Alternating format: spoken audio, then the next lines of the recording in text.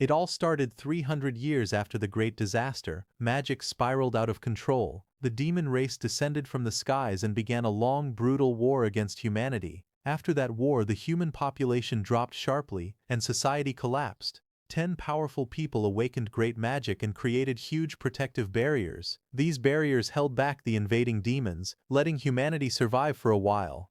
Humanity then entered a new age. When people reached adulthood, each person awakened a profession. The 10 original powerhouses turned their professions into inherited professions. Each of these inherited professions could exist in only one person at a time, becoming pillars for all of humanity. At Faihuan City, the sky was bright and clear. It was the year 335, April 1st, on the Cataclysm calendar. The profession awakening ceremony was about to start. A cart stopped in front of tall buildings, and someone called out that they had arrived. A young man named Feng stepped down from the vehicle and thanked his uncle Zhang. The large plaza was crowded. People gathered for the annual awakening test. Feng looked around in amazement, thinking the annual awakening test truly lives up to its reputation. It's packed. When people reached adulthood, they took the awakening test. Professions had different ranks: N rank, R rank, S rank, SR rank, and UR rank. Higher rank professions had stronger combat power, and those who awakened rare professions could directly enter elite academies. Young people walked among tall statues of past profession holders, praying for good luck. Feng watched them quietly. A voice from the crowd prayed to one of the statues, asking the great berserker to bless them so they could awaken at least an SR rank profession. But another loud voice came from the crowd, telling the people in front to hurry because the speaker's test was coming soon. Nearby, Feng stood silently watching the line. A girl prayed toward a statue, saying that she admired Lady Tianu since childhood and asking her for a blessing to awaken the most noble inherited profession. Hearing this, others thought it was funny and wondered who would daydream like that in broad daylight. Seeing those students, Feng then turned to someone beside him and asked what the people were doing. The other person looked surprised and asked Feng if he didn't know. He explained that there was a rumor that this year's test would produce a new inherited profession holder. He added that there were currently 4 vacant inherited professions, so it was natural that everyone was praying hard. Hearing that, Feng felt that everyone's eagerness to advance seemed stronger than usual this year. To him, that meant business would be good. Suddenly, bright magical fireworks burst in the sky, signaling the start of the testing. Someone shouted for everyone to hurry because the tests had officially begun. Inside the hall, the examiners read out the results one by one. They announced that Lin Hu awakened an R-rank profession at level 10 with 13 magic power. Then they reported Winza as an N-rank profession at level 8 with 8 magic power. After that, they announced Ji Fei, who awakened an S-rank profession at level 34 with 55 magic power, and Ji Fei was accepted. A student with short hair was shocked to hear that Ji Fei actually had 55 magic power, and he wished he had that much magic power too. When Feng heard that, he immediately held up a bright red tomato and asked that short-haired man if he would like a tomato that could increase magic power. The short-haired man looked shocked at the offer. He asked in disbelief if it was really a tomato that increased magic power. Feng explained that he was a spirit plant doctor and this tomato was a premium variety he had carefully cultivated. He also said that each tomato increased magic power by 5% within 5 minutes, and that each one cost only 5 gold coins. He then showed a bag filled with different spirit plants, tomatoes, long cucumbers, sweet potatoes and small yellow beans. He said that he also had hunger sweet potatoes that kept someone full for a whole day, fat-burning cucumbers, and strongman beans that increased attack power by 10%. Hearing that, 2 people nearby whispered among themselves. One of them wondered if this was a scam because he had never heard of spirit plants like these. Another person questioned how something could increase magic power and help someone lose weight. The short-haired man holding the tomato told them to just buy one and try it for themselves. He said they could check the buff effect after eating it, and complained that he was tired of eating energy bars every day. Feng leaned forward with a confident smile. He announced that it was first come, first served. He said the quantity was limited, and once they were gone, they were gone. Then he added that the first customer could try one for free. Hearing that, the short-haired man stared at the tomato in his hand with a doubtful face. He looked tense and unsure. He then took a bite of the tomato. His face was still hesitant, but he bit into it anyway. Right after eating it, his expression changed completely. He clenched his fists with excitement as a bright glow of energy appeared behind him. He shouted that his magic power really increased and that his body felt lighter. A blond young man nearby stared in shock and asked if he was seeing things because he knew that the spirit plant vegetables were developed by the Extraordinary Academy's agricultural department, and he heard they were usually supplied to SR rank professions. Feng told that man that this was a special promotion for the test convention since everyone here had the potential to become academy students. Hearing that, the blond man's eyes lit up, and he quickly asked Feng to wrap all of the vegetables for him. Hearing that, a small crowd gathered around to buy those vegetables and grew angry. One person complained loudly, saying he was here first. Another shouted that he wanted 10. Someone else praised the tomatoes, calling them extraordinary produce. Another excited person said that his magic power really did get a boost. Feng watched the scene with a small smile. He thought about his situation. He knew that even though he had only a farmer profession, ever since he maxed his level, all the vegetables and fruits he grew gave beneficial buffs. He admitted to himself that he used some marketing tactics, but the effects of his produce were real. After selling all of his vegetables, Feng sat alone in front of a certain shop. He was packing his bag quietly and was about to leave but suddenly noticed someone coming toward him. When he looked up, he saw that same blond man from before approaching. Seeing that blond man, Feng listed the things he sold: chestnut pumpkin seeds for 5 gold, flour rhino manure for 7 gold, grape wine making sugar for 10 gold, and some magic power boosting potions worth 257 gold. After listing everything, he handed over 10 gold to that blond man and said it was his payment. This blond man was Feng's friend who helped him sell his vegetables by boasting about them as a customer. As the blond man accepted the coins, Feng complained that he didn't have enough money left to buy premium fertilizer for improving his fields. The blond man thanked him, calling him Brother Feng. He said the spirit plants were very useful and asked why he didn't grow more. Hearing that, Feng got annoyed and hit the blond man, asking if he thought growing spirit plants with such effects was easy. Later, the two of them walked together under a clear blue sky. The blond man said it was a shame because Feng had high talent since childhood, yet he was only. But before he could complete his words, Feng interrupted and told him to hurry home, saying Aunt Zhou was waiting for him. Then Feng walked alone under a bridge, thinking about what that blond man was saying. Although people called him a genius since childhood, he only awakened an N-rank farmer profession. He recalled that when he went to burn paper offerings for his deceased father, who had been an archdruid, he was scared his father might jump out of the coffin. Thinking positively, he said that maybe this was karmic balance, since he had a herbalist mother and an archdruid father, yet he became a farmer. But in truth, he was satisfied with his peaceful life. He felt relieved that he did not have to go to the battlefield and die like his father, and that his mother would not have to worry. As he walked forward, he said that even if it was only for his mother's sake, he must take care of their family farm properly. But suddenly a single drop of water fell on his face. He looked up in confusion. He asked himself why it was raining when the sky was clear, but wind suddenly swirled around him and a man came falling toward him from the sky. That man fell toward the street with a terrified face. Feng watched in shock as the man crashed into the ground. He panicked and wondered what was happening. He asked if the wall had broken or if demons had invaded. But before he could understand anything, that fallen man lying on the ground suddenly woke up. He was surrounded by broken stone pieces. His bag and a lantern lay beside him. The injured man on the ground held a small device tightly. With panic in his eyes, he spoke quickly that the inherited profession holder, Necromancer He Shao, had betrayed them and was trying to transfer his profession inheritance to the demon race. That injured man thought to himself that he needed to notify someone as soon as possible. But before he could act, a huge dark claw wrapped in purple light appeared above him. The claw's power made the air shake as it moved toward him. The man looked terrified as the purple energy surrounded him. Feng, watching from a distance, was shocked, wondering what was happening. He could not believe that someone could transfer an inherited profession to the demon race. He questioned if that was even possible. Suddenly, a demon-like figure whose whole body was covered in purple energy appeared and crushed that injured man. His dark voice echoed in the purple haze. He called that injured man a fool who saw everything, but instead of running, he was rushing to his death.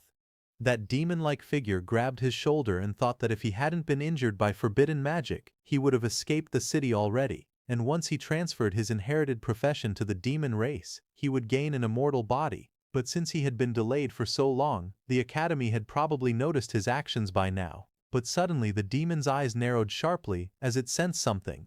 At his side, Feng, while trembling, tried to sneak away from there slowly because he had stumbled into a murder scene. He thought that since the demon had not noticed him yet, he should quietly slip away. He began tiptoeing backward, trying to leave without making a sound. But before he could, that demon surrounded by swirling purple energy extended his hand toward Feng, asking if he had ever said Feng could leave. He grabbed Feng by the collar and lifted him into the air. The demon told Feng that the person who had just died was the famous Dean Yu Yi of the Extraordinary Academy. He said the dean died pitifully and asked if he should use Feng's blood and bones as an offering to honor the dead dean. Feng gritted his teeth as purple energy wrapped around him. He thought that this twisted pervert demon's magic power was terrifying. He could not break free at all. Holding his breath, Feng tried to stay calm. He asked himself if there was anything he could use, anything that could drive the demon away. Suddenly he noticed a small farming tool floating nearby, glowing with purple light. Feng extended his hand toward it and used his Farm Tool Mastery Max Skill's derivative skill Farm Tool Summoning. He reached out and grabbed the summon tool. As he gripped it tightly, he spoke in a firm tone. He said that making an offering was the kind of thing one should do personally, not rely on someone else to perform. Saying that, he struck the demon's hand with full power, telling the demon that he would descend to the 18th level of hell. Feng's attack injured the demon, who let go of him. The demon looked shocked, saying this was impossible. He could not understand how the kid, who clearly had a simple farmer profession, managed to injure him. As Feng broke free from the demon's hand, he backed away. To fight back, he looked around and saw a fallen tool on the ground near that dead man. He reached forward quickly and grabbed the object, which looked like a lantern-type device glowing with purple light. Feng activated that lantern, and a huge blue beam of energy shot toward the demon. The beam struck the demon with overwhelming force. To defend, the demon gathered purple energy. A dark, swirling sphere formed in front of him, with many purple tendrils stretching out like roots in the air. The impact caused a massive explosion of purple and blue energy. Dust filled the air. When the smoke began to clear, the demon stood again. His armor cracked, his expression filled with rage. But before that demon could attack, strange purple spinning shapes appeared in the air above Feng. Purple markings circled around him from every direction. The demon immediately recognized those shapes and, in frustration, said it was the array dancer's marking formation. That demon crouched low as purple energy swirled around him. He glared forward with sharp eyes and said that if he could not escape, he would simply possess Feng's body and leave. Purple energy wrapped around the demon's body as he charged at Feng with full speed, giving Feng no time to even react. Feng let out pained sounds as the demon entered his body. The swirling energy closed around his body, pulling him toward the dark figure.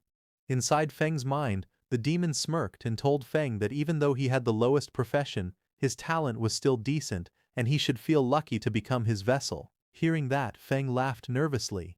Blue energy circles moved around him as he spoke. He said that he had been training since childhood without skipping a single day, so if the demon wanted to take over his body, he would have to work a little harder.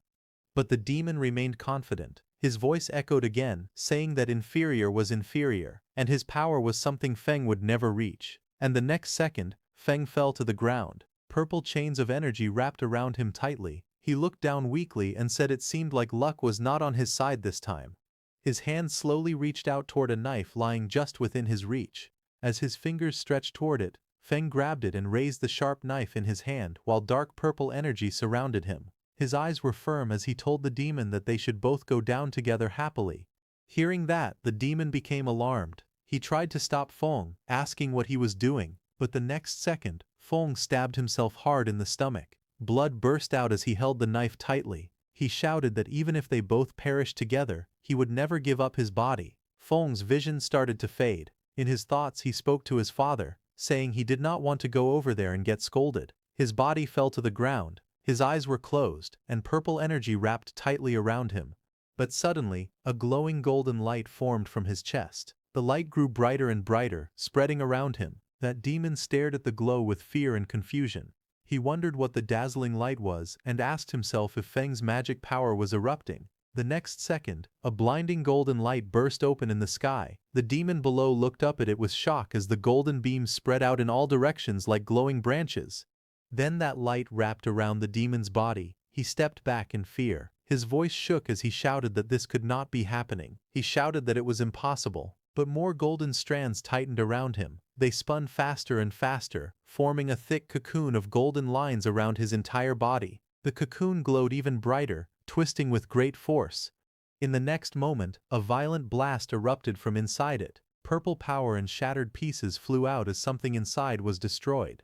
At that time, a purple system window appeared in the darkness. It displayed a message congratulating Feng, saying he had acquired a new talent, inherited profession, Necromancer. Then sometime later, Feng's eyes snapped open in shock while he was lying on the ground. He stared at his hands and his wounded clothes. With disbelief in his voice, he said he was still alive. Feng checked his body in confusion as he spoke. He said he could still control his own body, and wondered if the demon trying to possess him had failed. He sat on the ground with a calm face and opened his system status window. A glowing purple screen floated in front of him, and he read the information on it. Feng looked at the glowing screen with a serious expression as he read the details of his new abilities. His name was written on it along with his profession, Spirit Farm Master, Mutated/Unique. He looked at the screen with a calm and curious expression. Then he scrolled to another panel that showed the full list of his status information.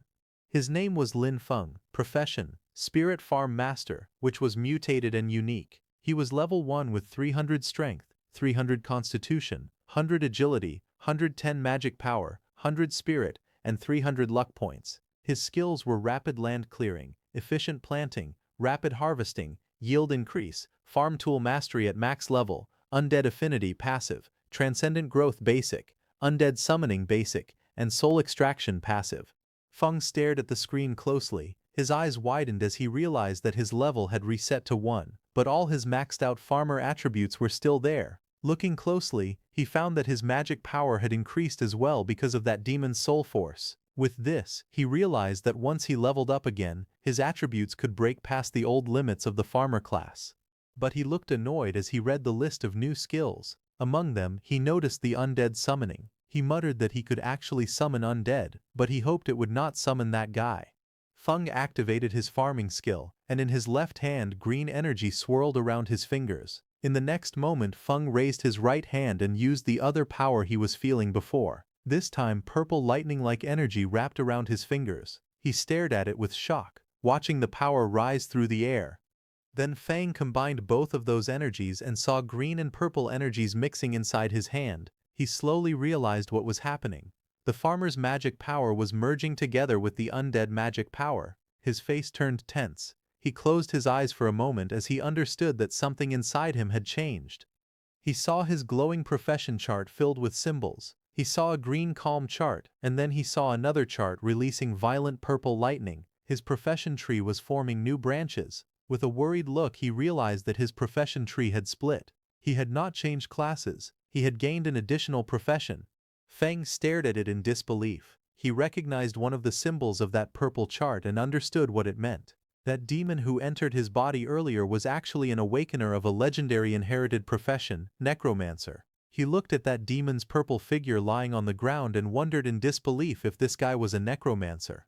The profession tree continued glowing. Purple electricity ran across it. Feng looked at his own hand again. A swirling green-purple power pulsed inside his palm. He could feel that the power still did not belong to him. He became anxious. He knew that if he couldn't tame this energy and fully turn it into his own power, something dangerous would happen.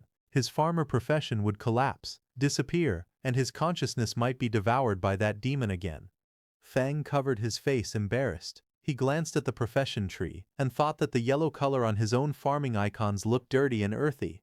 Feng stood inside a glowing purple magic circle. Purple runes floated around him as he raised his hand and activated the skill Undead Summoning. Right after that, purple energy cracked the ground as the space around him shook. Broken pieces of the ground floated into the air as purple lightning hit the necromancer and the human he killed before. The purple energy swirled wildly as something began to appear inside the circle.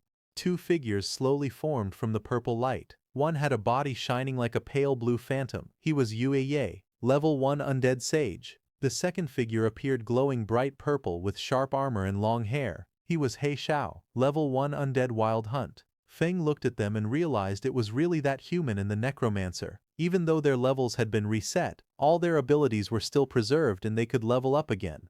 After all that commotion, he knew the law enforcement squad was on the way, so he needed to leave quickly. He immediately turned to leave because he also understood that no one would believe an ordinary farmer could kill two extraordinary individuals. Instead, if anyone found out about his current situation, it could bring serious danger to him. So Feng walked away with his backpack. But he was determined, and said that the urgent priority was to find a place that could give him protection, resources, and high-tier land. He wanted a place where he could test and control his dangerous new power and turn his dad's theories into reality. Then one day later, Feng went to his family farmland, which was clear and bright. Feng walked along the open fields, looking troubled. He thought about how a full day had passed, yet the necromancer's influence on his profession still had not faded. But leaving that aside, he opened his laptop to watch the news. A man in a suit appeared on the finance channel. He greeted the audience and announced that the day marked the birthday of a veteran agricultural teacher. Back on the farmland, Feng inspected a young plant in his hand. Purple lightning wrapped around his fingers as he examined the sprout closely. He noticed that every crop affected by his new power was turning strange.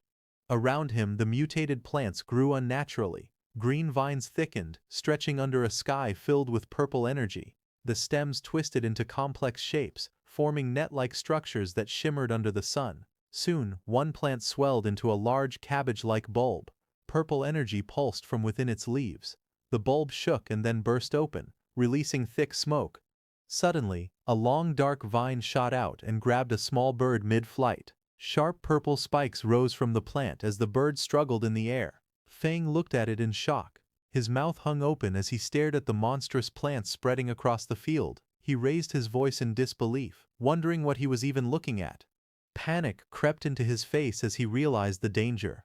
If people saw these strange creations, he feared they would mistake it for a demon invasion. Feng immediately grabbed a shovel and started digging, saying that he needed to dispose of the mutated crops as fast as possible. He stared at the cabbage he had just disposed of, and thought about how his new magic power had caused terrifying mutations in ordinary plants. He wondered if by guiding this power properly, he could use it to grow crops on purpose. Thinking about it, he believed that if he learned to control this power, he might create the special plant varieties his father had imagined but never succeeded in cultivating. He imagined growing high-value crops that could raise a person's profession level. While he was thinking all that, urgent news suddenly appeared on the television. A serious-looking news presenter announced that inherited profession holder Necromancer He Xiao had started a rebellion the previous day and had killed Dean Yueye. The anchor stated that He Xiao's crimes were severe. He also said that anyone with information would be rewarded, and helping him in any way would be treated as a crime. Feng watched the screen quietly. He thought to himself that things had unfolded exactly as expected. He reminded himself that he must never let anyone find out he possessed the necromancer's undead power. He looked around at the equipment stacked against the wall and thought that he needed to give proper names to his undead servants so they could pass inspections. Otherwise there would be trouble. Suddenly an idea popped up in his mind, his eyes lighting up as if he had just come up with a clever idea. He said that he would simply call his undead servants farm servants, because his profession panel already listed him as a spirit farm master. To him it sounded completely normal for a farm master to have a few servants.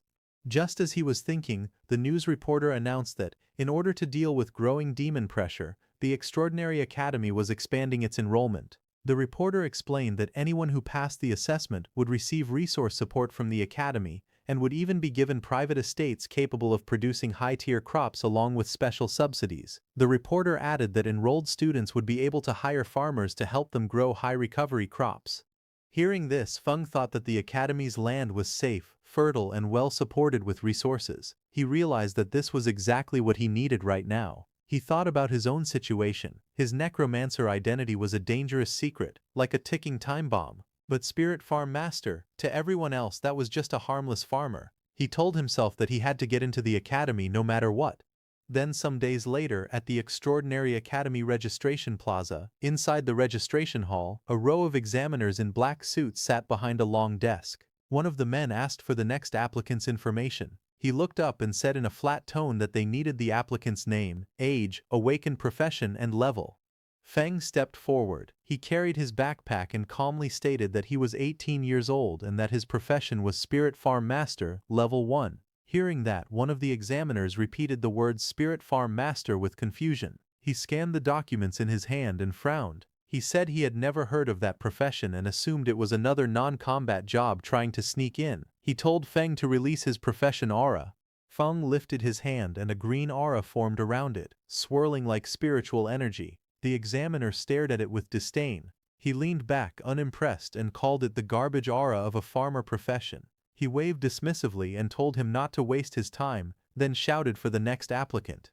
Nearby students began laughing loudly. One mocked the name Spirit Farm Master, asking if Feng had made it up himself. Another joked that it was hilarious for a level 1 farmer to even think about applying. They told him to go back to farming. More voices joined in, saying that Instructor Lee was right and that someone like Feng would only drag down the school's standards. They said they wouldn't even hire him to work their own fields. But Feng stood facing them without reacting. He looked toward Instructor Lee and spoke steadily. He explained that his profession was a mutated profession. He asked the instructor to give him a chance. He added that his fundamentals were solid and that he would not disappoint. But the instructor grew angry and shouted that solid fundamentals meant nothing for someone who was only level 1. He said a level 1 person couldn't possibly have any real foundation. Then he ordered the security guards to throw Feng out.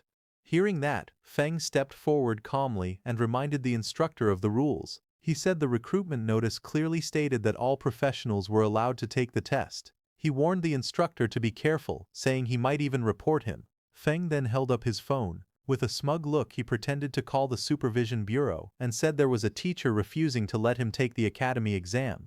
Hearing that, the instructor panicked. He rushed forward and grabbed the phone from Feng's hand. His face twisted in anger as he shouted at Feng. He threatened him, saying that if Feng dared to report him he would make him regret it. He also said he didn't believe a level 1 farmer could ever pass the exam. Nearby students whispered to each other. Some said that even if Feng was a farmer-type profession, the instructor's attitude was too much. Others said Instructor Lee's behavior seemed excessive. One of them mentioned hearing that the instructor failed a promotion exam and could only work at the admissions office now. Hearing them talking, the instructor shouted loudly at everyone. He told anyone who didn't want to take the test to get lost, his voice full of irritation as the crowd watched. Then sometime later, the group began walking behind the instructor. Feng followed among the other students. Soon they arrived at a huge building covered with giant twisted wooden roots. Many people stood outside it. The instructor looked back and spoke, telling Feng that he could still admit defeat now if he wanted. But Feng walked forward calmly and thanked the instructor for leading the way. The entrance was covered with wooden boards marked with warning signs. 2 glowing portals appeared on the ground, and Feng stepped toward them with the others. Inside the structure, Feng flew through the air, bouncing between the thick wooden roots. He managed to land on one of the roots and caught his balance. Feng narrowed his eyes and said that it was time to let the horned rabbits experience the terror of industrialized farming. He then sat down and pulled out a jar filled with orange powder. With a confident smile, he explained that this carrot essence powder was his newest creation. According to him, it could easily lure even level 20 mighty rabbits, so dealing with these low-level horned rabbits would be simple. He said it was a piece of cake. He then knelt on the ground, sprinkling the carrot essence powder carefully over the soil. A thin trail of powder spread out around him as he worked. Then immediately carrots grew on the ground. A few minutes later, a small pink-horned rabbit appeared. It sat happily among the grass with several carrots lying in front of it, looking excited as it stared at the food. But suddenly, Feng's powerful undead, covered in dark purple energy, rushed forward. Their attack hit the rabbit instantly, knocking it away with a burst of lightning-like force. Feng stood before his 2 summoned warriors. One was dark and sharp with blue and black armor, the other wrapped in glowing purple energy. He told them that waiting for rabbits was too slow and instructed them to listen carefully. He ordered both of them to make sure no one else saw them and to kill every horned rabbit that had been lured nearby. He looked determined and said they should kill as many as possible. Right after that, the 2 undead warriors burst out with bright blue and purple energy, shooting forward through the giant wooden roots. The purple undead used its massive sword and cut down many horned rabbits in one slice. Meanwhile, many horned rabbits flew into the air, trapped inside glowing blue bubbles. The dark blue armored undead floated among them, controlling the swirling energy around the captured rabbits. And then, with a flick of his finger, he killed all of them. Feng watched them and whispered to himself that the 2 undead following him were still incredibly strong, even though they were only level 1. He felt he had really gotten lucky. But suddenly, a loud bell rang and a voice announced that time was up. Outside, Examiner Lee in a black suit stood before the big tent and ordered all examinees to come out and hand in the rabbit horns they had collected. Students lined up to submit what they gathered. Examiner Lee shouted at each person harshly. Someone who brought 2 horns failed. Someone with 3 also failed. Another person with none was told to get as far away as possible. Some students complained that rabbits were usually easy to find, wondering why they were so rare this time. Another student said that getting 4 horns was decent because many people didn't find even one and would have to wait for the next recruitment. Then Feng stepped forward. Examiner Lee looked at him with annoyance and called him trash, saying he probably didn't have a single horn and should hand over whatever little he had. But instead of answering, Feng raised his hand, and a glowing green magic circle formed around his fingers as he opened his inventory with a confident smile on his face. The next moment, a huge wave of pink-horned rabbits came crashing into the tent like a tidal flood. Dozens upon dozens of fluffy bodies piled up, burying the rude examiner under them until only his arms and legs stuck out. Other students stared in shock as the rabbits kept tumbling forward, filling the entire space. Feng stood calmly in the background, watching the chaos he had created. Examiner Lee and the staff member beside him looked at those rabbits in shock. Feng smiled slightly and told them that he had a total of 500 horned rabbit horns. He politely asked if they wanted to count them. The examiner's face twisted in disbelief. He stuttered in panic and accused Feng of cheating, but suddenly, the teaching director appeared. He stepped forward with a stern expression and scolded the examiner, asking how someone his age could still bully a child. The examiner froze and nervously asked why the director was there. The director said that if he hadn't come, all of his pet rabbits would have been wiped out by people with no professional ethics. The director then looked at Feng and told him that he had passed the preliminary test. Hearing that, Feng bowed deeply toward him and thanked him for being fair. But when the director saw Feng's face, he got shocked. He stared closely at Feng and said that Feng gave him a familiar feeling and asked if Feng knew why. Hearing that, Feng's eyes narrowed slightly. A tiny bead of sweat slid down his cheek. He stayed silent, but his expression showed clear unease. He walked back as his thoughts surfaced. He wondered if he had been exposed. His face hardened with worry as he looked ahead, unsure of what the director had figured out. The teaching director stood in front of Feng with a calm expression. He looked down at Feng and asked what his relationship was with Professor Lin Xie. Hearing that, Feng's eyes shifted slightly. He sighed, thinking to himself that it seemed the director hadn't discovered his class ability. Feng then relaxed and calmly said that Lin Xie was his father, and asked if the director knew him.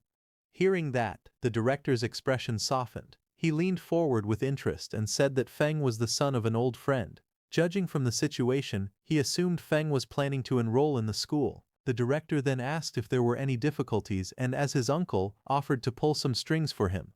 But before he could continue, a woman with long pink hair stepped forward. She wore glasses and a white dress. She coughed and told the director that everyone was watching. Hearing that, the director turned around and saw a group of students standing behind him, staring and whispering among themselves. The director muttered that he was only expressing his thoughts. He then looked back at Feng and said that he had some business to handle. He promised that once Feng enrolled, he would personally show him around the school.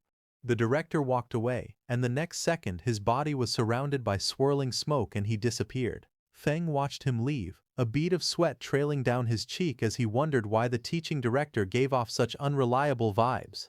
Then that pink-haired teacher stood in front of the gathered students. She raised both arms and announced that the students who passed the prelims should follow her. She then told the ones who didn't pass not to be discouraged, promising that there would be more chances next time. The scene then shifted to a large meeting room inside the Extraordinary Academy's solar branch. Several people in suits sat around a long table while a man at the front prepared a briefing. A man with long hair stood before a large display board filled with silhouettes and images. He explained that Dean Yue and He Xiao had gone missing at the same time. He said Dean Yue had likely discovered He Xiao's secret and had been spotted during the pursuit. He continued, saying the two eventually perished together, but there was still an unknown mastermind who had taken He Xiao's legacy talent. With growing excitement, he declared that if they found the person who took the undead talent, they would uncover the truth behind everything. He pointed at the display board and insisted this had to be the answer. Hearing him, another man grabbed his head in frustration. He told the excited man, named Tuka, that they understood he wanted to earn merit, but asked him to stop making brainless guesses. Hearing him, Tuka slammed the table. His voice shook with anger as he shouted that none of them believed him. He warned them to just wait, because he would definitely find the evidence. Across from him, the two people seated at the table stared back nervously, sweat dropping down their faces. As Tuka left the room in anger, a woman asked her companion if it wasn't bad to let Tuka leave like that, since he was connected to the Duke. Hearing that, the man turned to her in surprise. But suddenly the teaching director stepped forward through swirling white energy. He said it was better that the troublemaker was gone because the Solar Academy existed to train real elites, not to give out empty positions. The director then explained that a mission had been issued from above. Once He Xiao was found, he must be killed on sight. He asked if the two officers understood. The woman hesitated and asked what they should do if He Xiao was already dead. The director looked away and said that maybe He Xiao had changed his appearance. So anyone who used necromancer skills, he said coldly, would be wiped out completely. Meanwhile, in the mission hall of the Extraordinary Academy, many students gathered under the bright lights. A glowing blue portal floated behind the podium, casting light across the room as students chatted and waited. Then suddenly that pink-haired teacher came out of the portal and stood at the podium and began announcing the mission. She stated that the re-examination task required all new students to clear a level 5 special dungeon called the Magic Horned Beast Lair, located outside the city. She also announced that the time limit for the mission was only 3 hours. Hearing her, the crowd in front reacted with shock. Some students panicked, saying they were only level 4 or 5, wondering how they could possibly finish such a dungeon in such a short time. One boy asked if anyone could actually do something that difficult. Another said grinding down the final boss might be possible, but completing everything within 3 hours seemed too hard. The pink-haired instructor smiled calmly. She told them that they were not required to clear it solo. She explained that they were allowed to form parties, but each team could not exceed 5 members. After forming a group, they had to return and register their starting time. Hands immediately shot up throughout the hall. Some shouted that their team of 4 needed one strong frontline warrior. Others called out that they were elemental mages with explosive damage. A girl introduced herself as Zhou Nanliang and asked if any strong seniors would be willing to carry her.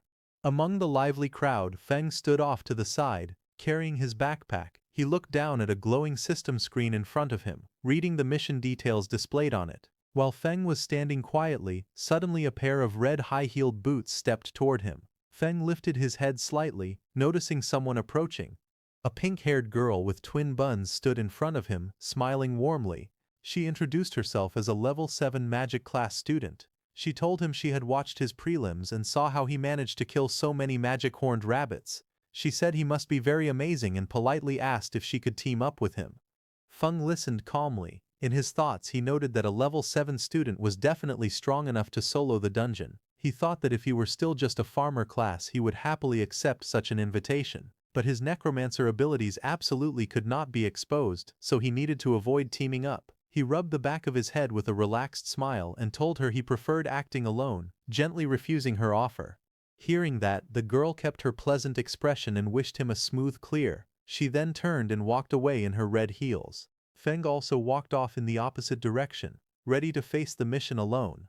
He went to that pink-haired instructor and leaned over the counter. When she heard that he wanted to go alone, she told him that this dungeon's difficulty wasn't low, but Feng said it was fine and asked her to give him the mission directly. Next, she handed him a scroll. As she did, she guessed that he wanted to solo the dungeon for its special solo reward, the Black Bear Gallbladder. She explained that the reward was a huge boost for low-level students like him, but warned that he still needed to understand his limits. Feng accepted the scroll with a small smile and thanked her for the reminder. The scene then shifted outside the Magic Horned Beast Lair dungeon. A massive portal shaped with jagged bone-like structures swirled with bright blue energy. Several academy staff members stood guard in front of it. Feng walked toward them. One staff member stepped forward and asked where his teammates were, but Feng replied that it was just him. Hearing that, both staff members looked at him with concern. One of them told him that a level 5 dungeon was too dangerous for a single person and advised him to find teammates before entering. But Feng held the rolled mission scroll in his hand and looked straight ahead. He calmly told the examiners that the rules allowed a solo entry. The 2 staff members standing near the dungeon gate whispered to each other. One of them guessed that Feng probably wanted the solo reward, the Black Bear Gallbladder. The other said that Feng had guts, but he should first think about whether he had the strength for it. Left with no choice, they let him go. As the glowing entrance activated, one examiner looked at him again and softly wished him good luck. Inside the dungeon there was a huge cavern filled with countless round eggs of different colors, scattered across the rocky ground and piled between jagged walls. A path led deeper into the lair. Feng walked forward as the blue energy light of the dungeon entrance disappeared behind him. He stepped inside with a calm expression. Immediately, two lizard-like monsters with long tongues crawled toward him from the front. He looked at them quietly and thought to himself that level 3 and level 4 monsters were no threat to him now that he was level 6. Feng summoned his undead, who immediately rushed with flashes of blue and purple energy and killed those two lizard monsters. But suddenly, more monsters rushed toward him. He looked around at their growing numbers and sighed internally. The manual had warned that the dungeon contained many monsters, but seeing this amount in front of him felt like far too many. The Feng stared at a massive cave filled with countless glowing red eyes peeking through the darkness. Lizard monster eggs covered the floor and walls around him. He looked at the sight calmly and said that this was a perfect time to try the new summoning method. A bright surge of purple lightning burst around him as he raised his hand and activated his skill, Undead Summoning. The lightning twisted through the air as monstrous shapes began forming.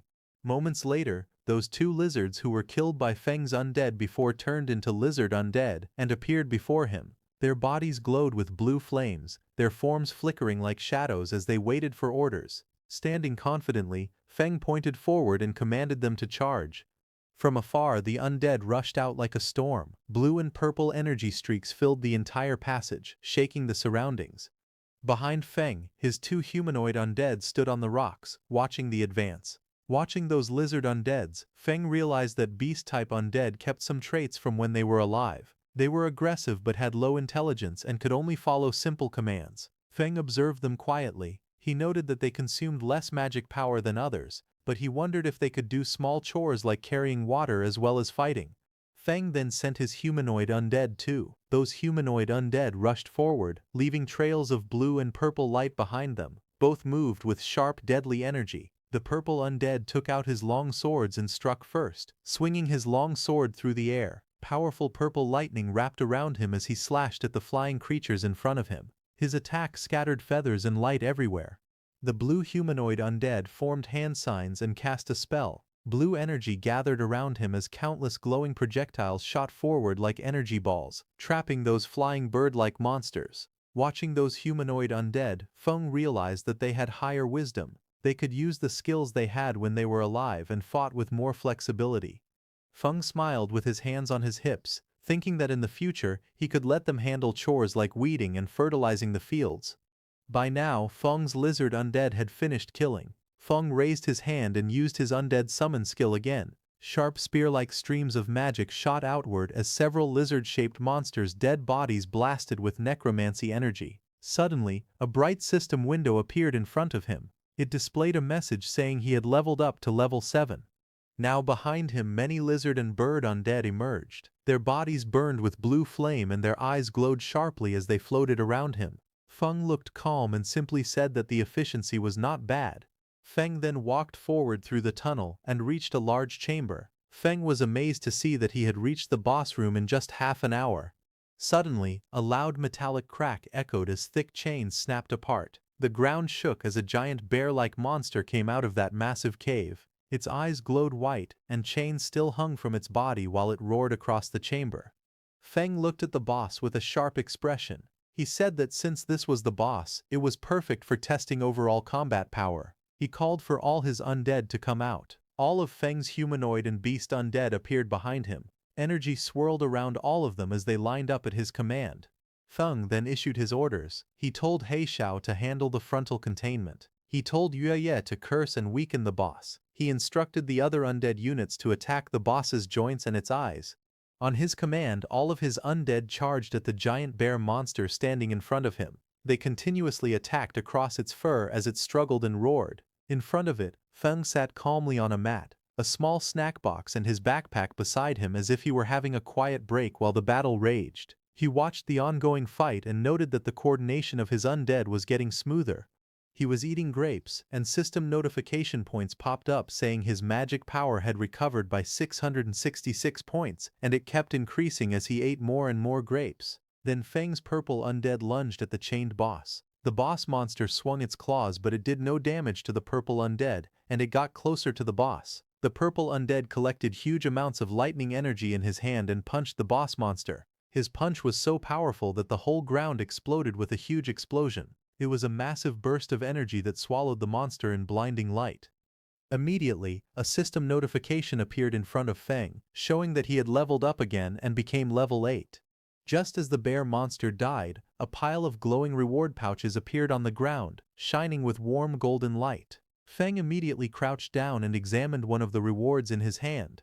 It was a strange red organ floating above his palm. Looking at it, he frowned in disappointment. He commented that the reward only increased his constitution by 10 points. To him, that was useless, nowhere near the improvement he could get from the supercrops he grew himself. But suddenly another system notification popped in front of him. It stated that the system was calculating the dungeon rewards. It confirmed his current classes, Farmer and Necromancer, and would distribute rewards for both. Immediately, 2 golden chests emerged before him, glowing with brilliant light. Feng was shocked to see them and realized that the dungeon settlement had actually given him 2 sets of rewards. He wondered if it was because he had dual classes. Then a sudden idea flashed through his mind, and a confident smile formed on his face. He said that if dungeon settlements could give double rewards, then there might also be a way to manipulate the crops he planted to receive even more benefits. Then after clearing the dungeon, Feng left the dungeon. As he walked out, everyone there, all the hunters, were shocked to see him.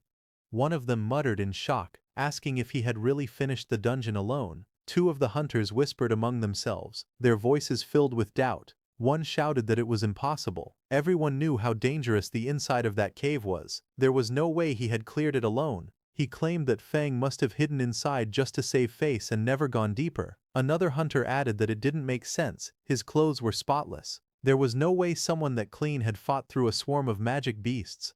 But Feng didn't care what they said. He went to the mission center and handed over the mission scroll to that pink-haired teacher, saying he was there to hand in the mission. The pink-haired teacher checked the dungeon scroll in her hands, and a green confirmation mark appeared on the screen, confirming that he had completed the mission. Seeing that, the pink-haired teacher's eyes widened in shock. She couldn't believe that he had actually passed, and that he had done it completely solo. Food smiled softly. His expression remained composed, confident, and quietly satisfied with his achievement. Inside the academy's mission hall, the pink-haired instructor took the mission completion scroll from Feng. Her expression was calm yet serious as she spoke to Feng standing across from her. She said she would submit the scroll to the academic affairs office, but warned him that clearing a dungeon alone was still far too reckless. She added that if a freshman were to die in a dungeon right after entering the school, it would become a serious problem. Feng listened quietly, his usual composed smile returning. He nodded and replied respectfully that he understood and thanked her for the reminder. The instructor adjusted her glasses and smiled softly. She told him that the final instructor interview would soon begin in the academy auditorium and advised him to take some rest before then.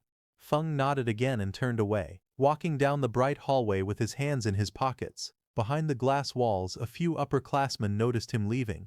They whispered among themselves, watching curiously as he disappeared around the corner. Seeing those upperclassmen watching Feng, the pink-haired instructor sighed lightly and pushed up her glasses again. She thought to herself that she hoped this experience would teach Feng a lesson. Being too bold or impulsive in the academy could easily lead to trouble. Outside, Feng walked through the academy's forest path. Sunlight streamed through the tall trees as a faint light barrier shimmered between the woods. Feng walked quietly through the forest path when he suddenly sensed something behind him. His eyes narrowed slightly as he realized that someone was following him. Behind the trees, a group of 3 boys hid awkwardly, each holding a cloth in front of themselves as they tried to stay concealed. Feng kept walking forward, lifting his hand casually as a faint purple magic circle appeared around his fingers. A little farther back, the 3 boys whispered nervously among themselves. One of them frowned and said that since Feng could clear a dungeon alone, his strength must not be simple. He worried they might mess up. Another one waved it off. He said that no matter how strong Feng was, he was still under level 10, so his strength had limits. The third added that Feng had just finished a dungeon, so his energy consumption must be high. None of them had seen him recover yet. Their confidence slowly returned. One of them smirked and said they would crush him with numbers. Another reminded the group how badly they wanted the demon bear gall that increased stamina by 10. When they saw Feng walking away, one of them urged the others to hurry and catch him. They shouted at him from behind, calling out, "Hey you farmer, stand still." Feng stopped and turned his head slightly. With a calm expression, he asked if they were shouting at him. The group stepped forward with aggressive confidence, surrounding him. One of them mocked him, asking if he wasn't afraid of bursting from taking so many rewards by himself. Another insisted he must have gotten lucky inside the dungeon and found something valuable by accident. He demanded that Feng hand over the demon bear gall and the skill scroll. All of them flared their combat energy, their bodies glowing with blue light. One boy pointed at him and warned that if he didn't act sensibly, they would show him the true power of a combat class. Meanwhile, Feng stood still, facing them quietly. Feng looked at the group surrounding him and asked calmly why, out of so many examinees, they had chosen him. One of the boys stepped forward, pointing at him with an exaggerated expression. He asked if Feng really didn't know the reason or if he was pretending. Another student explained that the exclusive reward for a solo dungeon clear, the demon bear gall, was a valuable item that added 10 stamina. He said that something so good was not something a farmer like him should be holding. Hearing that, Feng did a comparison in his mind of the demon bear gall, which increases stamina by 10, with his stamina watermelon, which also increases stamina by 10. Feng squinted slightly and wondered if something that added 10 stamina was really that amazing. He thought about the watermelons he grew every summer, which also added plus 10 stamina without needing to fight through a dungeon. Then he lifted his hand and took out the demon bear gall from his inventory. Red energy curled around his fingers as he showed the item in his palm. He asked if the thing they were talking about was this. Seeing that, the man with the short hair immediately lunged forward with an angry expression. He stretched out his hand toward Feng and shouted for him to give the item to him. But suddenly a fireball exploded between them the moment he reached out. A violent blast of fire and smoke burst outward, filling the area with heat and golden light. The shockwave pushed the short-haired man back as he stared at the spreading flames in surprise. In the next second, a pink-haired girl rushed in. She held her staff in front of Feng and glared at the troublemakers. She demanded to know what they were planning to do. She reminded them that private fighting was forbidden in the academy and warned them that they could be disqualified. The short-haired man raised his weapon and tried to explain. He insisted that the matter had nothing to do with the pink-haired girl and that it only concerned Feng behind her. But the girl stepped forward without hesitation. Her eyes narrowed as she said that if she couldn't stand what she saw, then it absolutely had something to do with her. She lifted her staff, flames swirling around her as she made her final threat. She told them to leave immediately, or she would report everything to the instructor and see who would suffer more. Hearing that, the man with the fierce grin looked straight ahead, his expression full of arrogance. He spoke with confidence, saying that reporting the matter would only work if she even got the chance, and since she insisted on protecting the farmer, they would deal with her as well. He raised his voice and shouted to his group. He ordered his brothers to attack quickly, telling them to finish the battle fast. Two of his men rushed forward together, each holding a weapon glowing with blue energy. They charged toward Feng and the pink-haired girl standing in front of him. As they came closer, Feng quietly observed the girl. He noted that she was currently a level 7 class user, which meant she should be quite strong. He wondered if she was capable of handling all these small fry by herself. The girl, however, glared forward with clear anger in her eyes. She said that their methods were truly dirty. Then she turned slightly and asked Feng beside her if he would like to join forces. But before she finished speaking, she spun around in surprise. Feng was already running away at full speed through the forest, leaving her behind without hesitation. As she watched him escape, Feng threw something toward her. It was the red glowing demon bear gall. She reacted instantly and caught the demon bear gall smoothly with one hand. Her eyes widened slightly as she stared at the item she now held. The red energy curled around her fingers. Feng raised his hand with a bright smile on his face. He thanked the pink-haired girl politely and said that the thing he gave her now belonged to her. Before the pink-haired girl could even react to what had just happened, those three men rushed toward her with furious expressions. Their bodies glowed with blue energy as they leapt forward. Seeing that, the pink-haired girl shouted loudly, wondering why everything had suddenly turned into her being robbed when she had just come to help Feng. The scene then shifted to a quiet room. It was a temporary independent restroom. Inside, Feng sat on a sofa with a towel around his neck. He took several scrolls out of his backpack and wondered why the skill scroll he got from the dungeon was useless to him. He paused for a moment. His eyes narrowed as an idea struck him, and he wondered if it could be like that. Feng then held the scroll between both hands. Green and purple mana surrounded it as he injected his energy into the scroll. That energy swirled around it like flames, and in the next second a system window suddenly appeared, stating that he had realized a new skill called Special Cultivation. Another window explained the skill. It was a beginner-level special cultivation skill that allowed him to use mana and certain materials to strengthen undead summons. It said there was a chance to increase their level, their quality, or give them new skills. Seeing the system notification, Feng jumped in happiness, saying it really worked. He explained that the scroll required mana from both of his classes at the same time in order to activate. Feng then summoned all his undeads. The tall shadowy figure of the largest summon stood in front of Feng, its body wrapped in purple and blue lightning. Feng stood shirtless in front of them. He lifted his hand with confidence and told them that it was time to test the new skill. Green energy flickered around Feng's fingers as he focused. His expression stayed calm as if he already knew the result. The tallest summon, Hei Kui, was the first to react. Purple flames burst from its body as its power rose sharply, and a glowing message appeared beside it showing that it had advanced from level 6 to level 8. Next, the summon with the icy armor, Yu Ye, was covered in swirling blue energy. Its strength climbed rapidly, and it rose from level 6 to level 8 as well. The demon-horned bear followed soon after. Blue light wrapped around its heavy frame, and its level jumped from 7 to 9. Two smaller summons, the horned lizard and the horned eagle, glowed together in bright blue light. Their combined levels increased, rising from level 5 and 6 to level 7. Watching all of this, Feng tilted his head slightly. A small smile appeared on his face as he nodded in satisfaction. He said softly that it was not bad at all.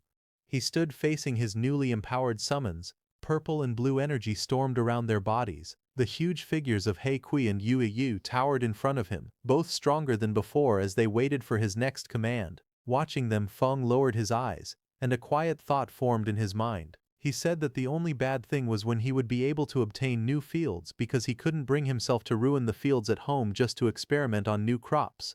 Then sometime later, he walked out of his room, wearing casual clothes and a backpack. He stepped through the doorway with his hands in his pockets. But as he was closing the door, suddenly that pink hair appeared and called out to him. She brought up the demon bear Gaul. Feng turned slightly, and lightly smiling, told her that the demon bear Gaul was hers. Hearing that, the pink-haired girl's eyes widened. She held a small package tightly against her chest and shouted that the item was very valuable. Hearing that, Feng stared at her with a tired expression, his eyes half open. He muttered that there was no need to treat such rotten material like a treasure, and after saying that, he left from there. The girl froze. She repeated his words in disbelief and asked if she had heard correctly, rotten. Feng left the resting area and walked deeper into the forest where tall trees covered the area. He was very deep in the woods. He looked left and right and thought that there shouldn't be anyone around. After confirming that no one was around, Feng activated his skill and purple energy gathered around his hands. He wondered what effect the new skill had on crops. The purple energy spread toward two nearby plants, wrapping around them. The plants reacted as the power hit them, growing in some strange way. Feng looked at the plants with a confused face and commented that they looked no different from before when he used his skill on his farm. But suddenly, his eyes widened as he realized something was different. In the next instant, the plants exploded into a huge transformation. A monstrous flower burst upward with sharp teeth and vines rising high above him as purple energy shot around the forest. Feng's expression was filled with surprise as he looked at the plants in front of him, asking if these two crops could actually move. His eyes were wide and he seemed unable to believe that the crops could really move on their own. Elsewhere in the forest, another figure sprinted across the treetops with great speed. The spirit energy detector in his hand glowed and he shouted that the energy reading was getting closer. That man was Tuka, who landed on another high branch. He checked the readings again and said that his guess was right. There was the aura of a necromancer somewhere in the area. A moment later, Tuka reached the forest path. Just as he walked forward, he noticed Feng with a backpack passing by. Tuka suddenly stopped and turned around quickly, staring at Feng. Then he reached out and grabbed Feng by the shoulder, stopping him. With a suspicious look, he asked if Feng was a farmer because he looked like one judging his clothes. Feng leaned closer and asked Tuka if a farmer had provoked him. Tuka's face then shifted into a look of mild disgust, his eyebrows tightening as he examined Feng in silence. Then Tuka raised his voice calling Feng. Farmer demanded to know if he had seen a strange person appear nearby. Hearing that, Feng lightly touched his chin and answered that he actually had. Hearing this, Tuka leaned forward in excitement and urgently asked where the person was. Feng lifted his hand and pointed directly at Tuka standing in front, saying the strange person was right there. Hearing that, Tuka froze for a moment, then his expression turning red with anger. Flames rose behind him as he shouted, asking how dare Feng humiliate him. He angrily declared his status, an elite of Sunwheel Academy and the nephew of the Iron Lion Duke. His rage only grew stronger. He yelled that a lowly farmer dared to be rude to the nephew of a duke. Fire wrapped around his arm as he swung his fist forward, shouting that he would kill Feng. Tuka transformed into a wolfman, his body surrounded by violent green energy. He shouted that the lowly farmer would pay for his stupid words and actions. The green aura surged wildly around his body as rocks and debris were thrown into the air. Feng was pushed back by the impact. He crossed his arms in front of his chest and planted his feet firmly on the ground. Stones shattered and dust burst upward around him, but he remained standing. His expression was calm and his eyes were cold. He stated that the farmer Tuka looked down on could defeat him with one hand. Tuka laughed and lunged forward with glowing green energy swirling wildly around his body. His claws were raised as he charged straight toward Feng. He shouted for him to taste his attack. However, Feng's expression remained calm. As he noticed something strange, he thought that although he didn't know why the aconite from his field had changed after being corroded by undead magic, it had gained a paralytic effect. He said that the last time he tested it, he had been numb and stuck in bed for an entire day. He added that grinding the aconite into powder really worked as a narcotic. Tuka's face twisted as he inhaled the narcotic. Dark particles and green energy clung to his fur. Moments later, his eyes spun, stars circling above his head. His body swayed unsteadily, and his whole body started feeling dizzy. He looked down at his own body in panic and demanded to know what had been done to him, shouting angrily as he asked why his strength had suddenly disappeared. Feng stood calmly in the forest. He raised his fingers to his nose casually as he walked forward.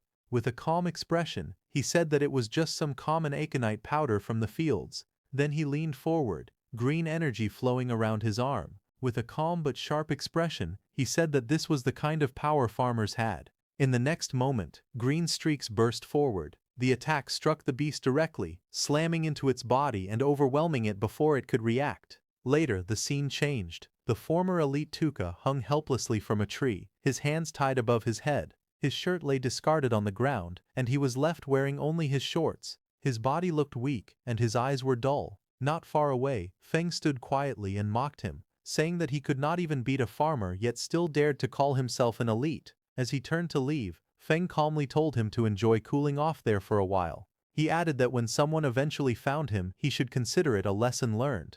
Just then, an announcement echoed through the area, calling all candidates to gather in the auditorium for the instructor interviews. Standing in the forest, Feng paused. Realizing the interviews were starting, he muttered that he needed to hurry. The scene then shifted outside the Extraordinary Academy auditorium. Groups of candidates stood around, quietly whispering among themselves. As Feng walked forward calmly, voices followed him. Someone whispered that he was the one who had solo cleared the level 5 dungeon. Another voice replied that they heard he only ran away and leeched off women. Unmoved by the whispers around him, Feng continued walking toward the auditorium with an indifferent expression. Among the gathered candidates, someone spoke in a low voice, saying that compared to Xian and Bogu, he was far worse. Another voice followed, saying that he might be strong compared to normal candidates, but as level 5 elites they already had the advantage. Nearby, a pink-haired girl stepped forward and handed something to Feng, telling him that it was his. Feng scratched the back of his head and smiled faintly. He leaned forward and told her to keep it, saying that it was really useless to him. Later, Feng walked through the crowd while eating casually. A notification appeared above him, showing temporary stamina +2 twice. Looking confused, he thought to himself that he truly did not understand why people treated that kind of thing like a treasure. Inside the auditorium, the scene was marked as the instructor interview site. Several instructors sat behind a long desk, watching quietly. A voice explained that during the interview instructors choose students, but students also choose instructors. It was said that students and instructors bring out the best in each other. The instructor then announced that he would call students by name to come forward. He called out the first name, Xian. Xian stood up among the seats and introduced himself. He said that his name was Xian and that he was a level 6 Earth-type warrior. He then spoke again, saying that this was his current ability. As he finished speaking, a large battle armor appeared, surrounded by glowing energy. One of the instructors leaned forward and spoke. He said that it was not bad and introduced himself as a level 44 Earth-type berserker. He then asked Xian how about becoming his instructor.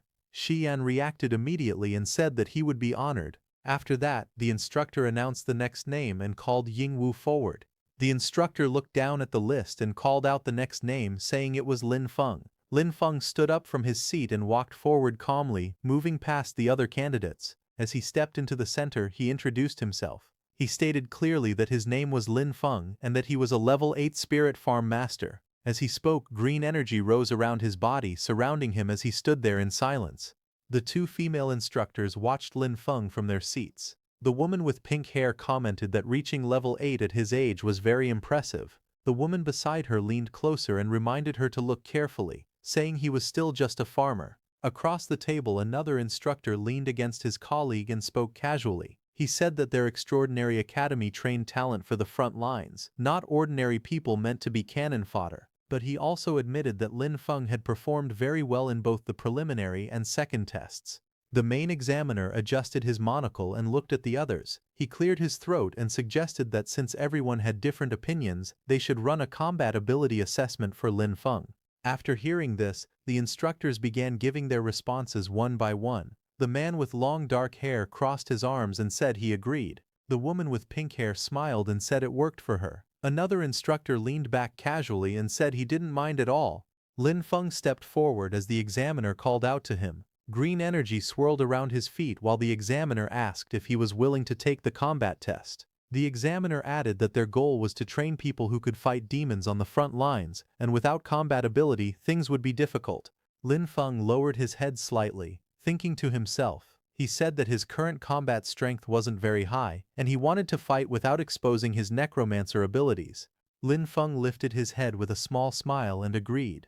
The scene then shifted to a large open space that had been temporarily marked inside the auditorium. Students and instructors stood around the edges, watching as Lin Feng walked to one side of the marked area. On the opposite side, a tall man waited for him.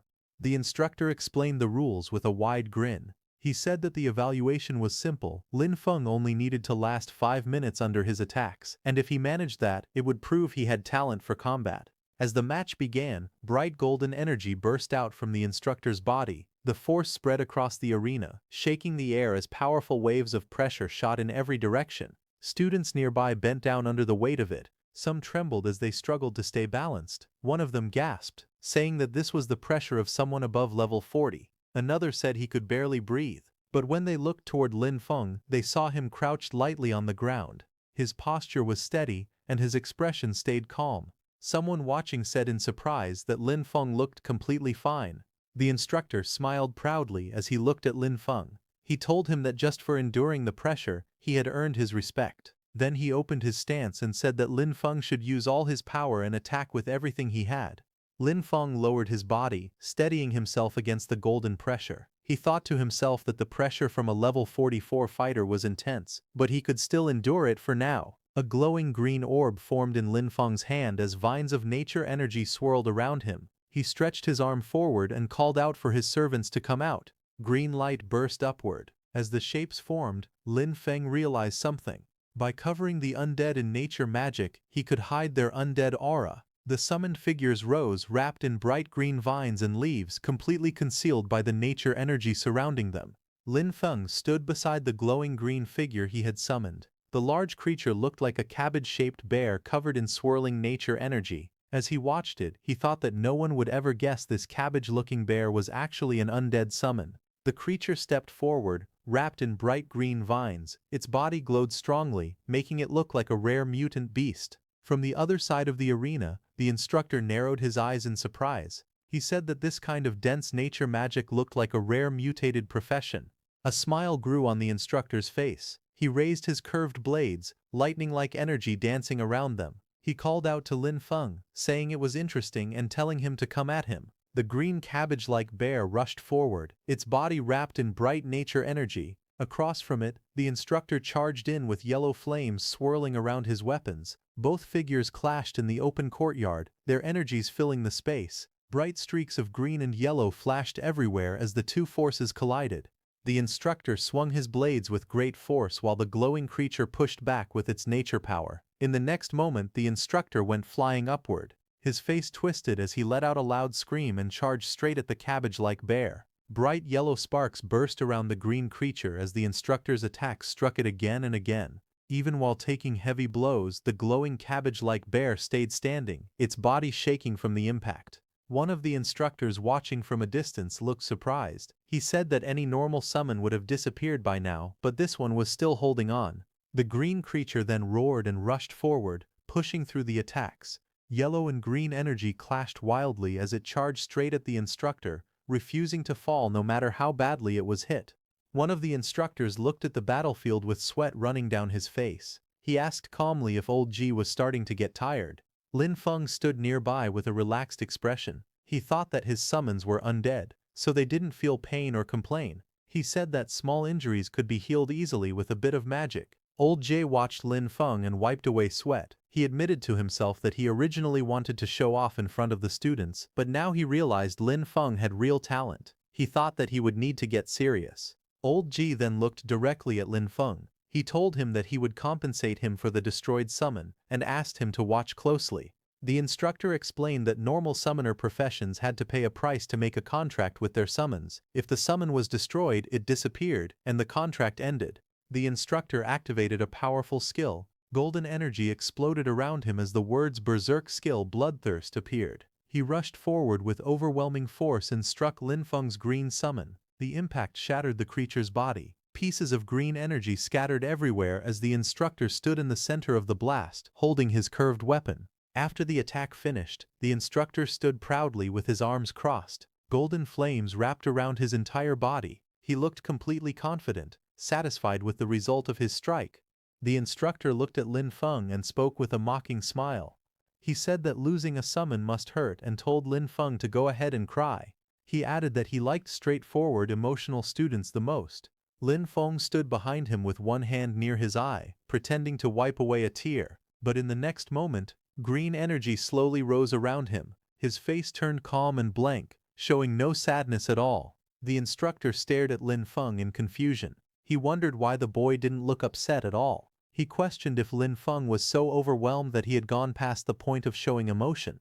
Just then, green energy suddenly spread out from Lin Feng's body, stretching across the ground like long twisting shadows. The green energy then rose sharply, wrapping around the instructor. The vines and shapes tightened around him, lifting him slightly as he shouted in surprise. He complained loudly, asking how many summons Lin Feng actually had and accusing him of playing dirty. The atmosphere turned tense. A burst of golden energy exploded around the instructor. He destroyed the green energy wrapped around him and the force pushed him backward. He shouted in panic as the green power twisted violently through the air. A moment later, the examiner stepped forward and raised his hand. He calmly told them to stop. The instructor relaxed and Lin Feng stood off to the side, his ghostly blue summon fading beside him. The examiner then faced Lin Feng with a composed expression. He said that Lin Feng had proven himself and was now qualified to become a student of Extraordinary Academy. He continued speaking, explaining that all nature-type instructors were currently on rotation at the front lines, so for now there was no teacher available to guide him yet. Lin Feng looked calmly at the examiner, a faint glow of green energy still drifting around him. He asked what would happen to his cultivation resources. The examiner faced him and answered without hesitation. He said the academy would never shortchange any student's cultivation resources, and that Lin Feng would receive everything according to the standard. The man then adjusted his monocle and continued speaking. He explained that, because Lin Feng was an outstanding student in this exam, he was allowed to make one request to the academy. Lin Feng's expression shifted as he listened. A faint light flashed in his eyes, and he murmured that freedom and cultivation resources together were basically heaven. In the next moment his tone became cheerful. He stood before the examiner with a bright, almost childlike smile and said that he wanted a plot of land. The examiner froze. He stared at Lin Feng with a confused expression. With disbelief on his face, he asked if Lin Feng really didn't want rare resources, high-grade gear, or top-tier items and only wanted land. Lin Feng scratched the back of his head with a bright, carefree smile. He explained that his profession was Spirit Farm Master and said that he couldn't be a master without land. With a cheerful expression, he asked the director if he agreed. The director sighed in defeat. He stood with his hands in his pockets and said there was a training wasteland on the west side of the city that had been unused for a long time. He told Lin Feng he could do whatever he wanted with it. He also added that if Lin Feng had other requests in the future, he could come find him. Lin Feng stood opposite him with his backpack, bowing slightly as he thanked the director. The director told Lin Feng to go rest in the back and called for the next student. The scene shifted to a view of the school courtyard, where groups of students were gathered below the tall buildings. Images of the sky flashed by, and then the view moved to a wooden door with a sign that read Principal's Office. Inside, a file was opened, showing Lin Feng's photo and his information. Sitting at the desk, the principal looked through the documents. He raised his eyes slightly and commented that Spirit Farm Master was quite an interesting profession. Just then, a woman with pink hair rushed into the principal's office and announced that she had an urgent report. The principal looked up from his desk and asked what it was. She handed him a document. The report stated that Tuka, a member of their investigation team who had been tracking He Xiao, had been brutally killed by a necromancer. She explained that the body was found close to the auditorium and they now suspected that a necromancer had already slipped into the academy. The scene shifted to the Western City training wasteland. Lin Feng walked alone through a quiet forest path, holding a paper map in his hand. While studying the map, he muttered the location to himself and then smiled when he finally found the place marked on it. A moment later, green flames rose from his hand as the usage rights document activated. A glowing message appeared, stating that he now had permission to use 100 moments of training land in the west of Fengchuan City, granted by the Extraordinary Academy. Another message followed, explaining that a temporary lease agreement had been activated. The duration was 1 year, and a repulsion barrier had opened, allowing only the student Lin Feng to enter the area. Lin Feng touched his ear with a bored expression and complained that 1 year was really stingy. Then he added that most students would be heading to the front lines after a year anyway, so the limit made sense. Lin Feng raised his arms toward the sky with excitement. Purple energy swirled around him as he shouted that a full 100 moosh of land was his for at least a year. With joy on his face, he said that this finally felt worthy of the title Spirit Farm Master. A burst of purple light erupted around him. Lin Feng stood at the center of the glowing formation, pointing upward as the energy expanded across the wasteland. One by one, powerful spirit creatures appeared within the purple mist, towering shadow figures, glowing armored beings and various small floating sprites. They surrounded Lin Feng, filling the sky with bright energy. Lin Feng looked at them with confidence and stretched out his hand. With a fierce smile, he pointed forward and declared that everything was ready. It was time to get to work.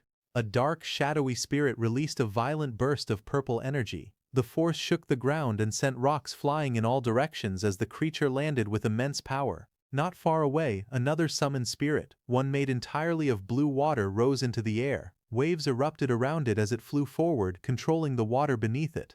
On the field, a large fluffy beast with a horn rushed across the soil. Its body glowed with bright energy as it dashed ahead, followed by several small floating spirits carrying tools. The scene then shifted to Lin Feng relaxing under the sun. He lounged on a chair with sunglasses on, eating a slice of watermelon. With a satisfied smile, he commented that magic really did change life, and said the ancients hadn't lied. Lin Feng rested in the shade, calmly drinking from a straw. A small blue spirit tapped his shoulder to get his attention. Without changing his relaxed expression, he spoke softly and said that the land had been reclaimed. Hearing this, Lin Feng looked surprised. He turned around while holding a slice of watermelon and stared at his summons behind him. He said they were far more proactive than he expected. One of the undead let out a strange laugh, its glowing mouth curling in an eerie smile. Lin Feng looked at the ice-armored undead standing beside him. With a helpless sigh, he said that expecting undead to have their own consciousness might have been asking too much. Lin Feng finished eating and walked toward the doorway. Meanwhile, the ice-armored undead watched him leave.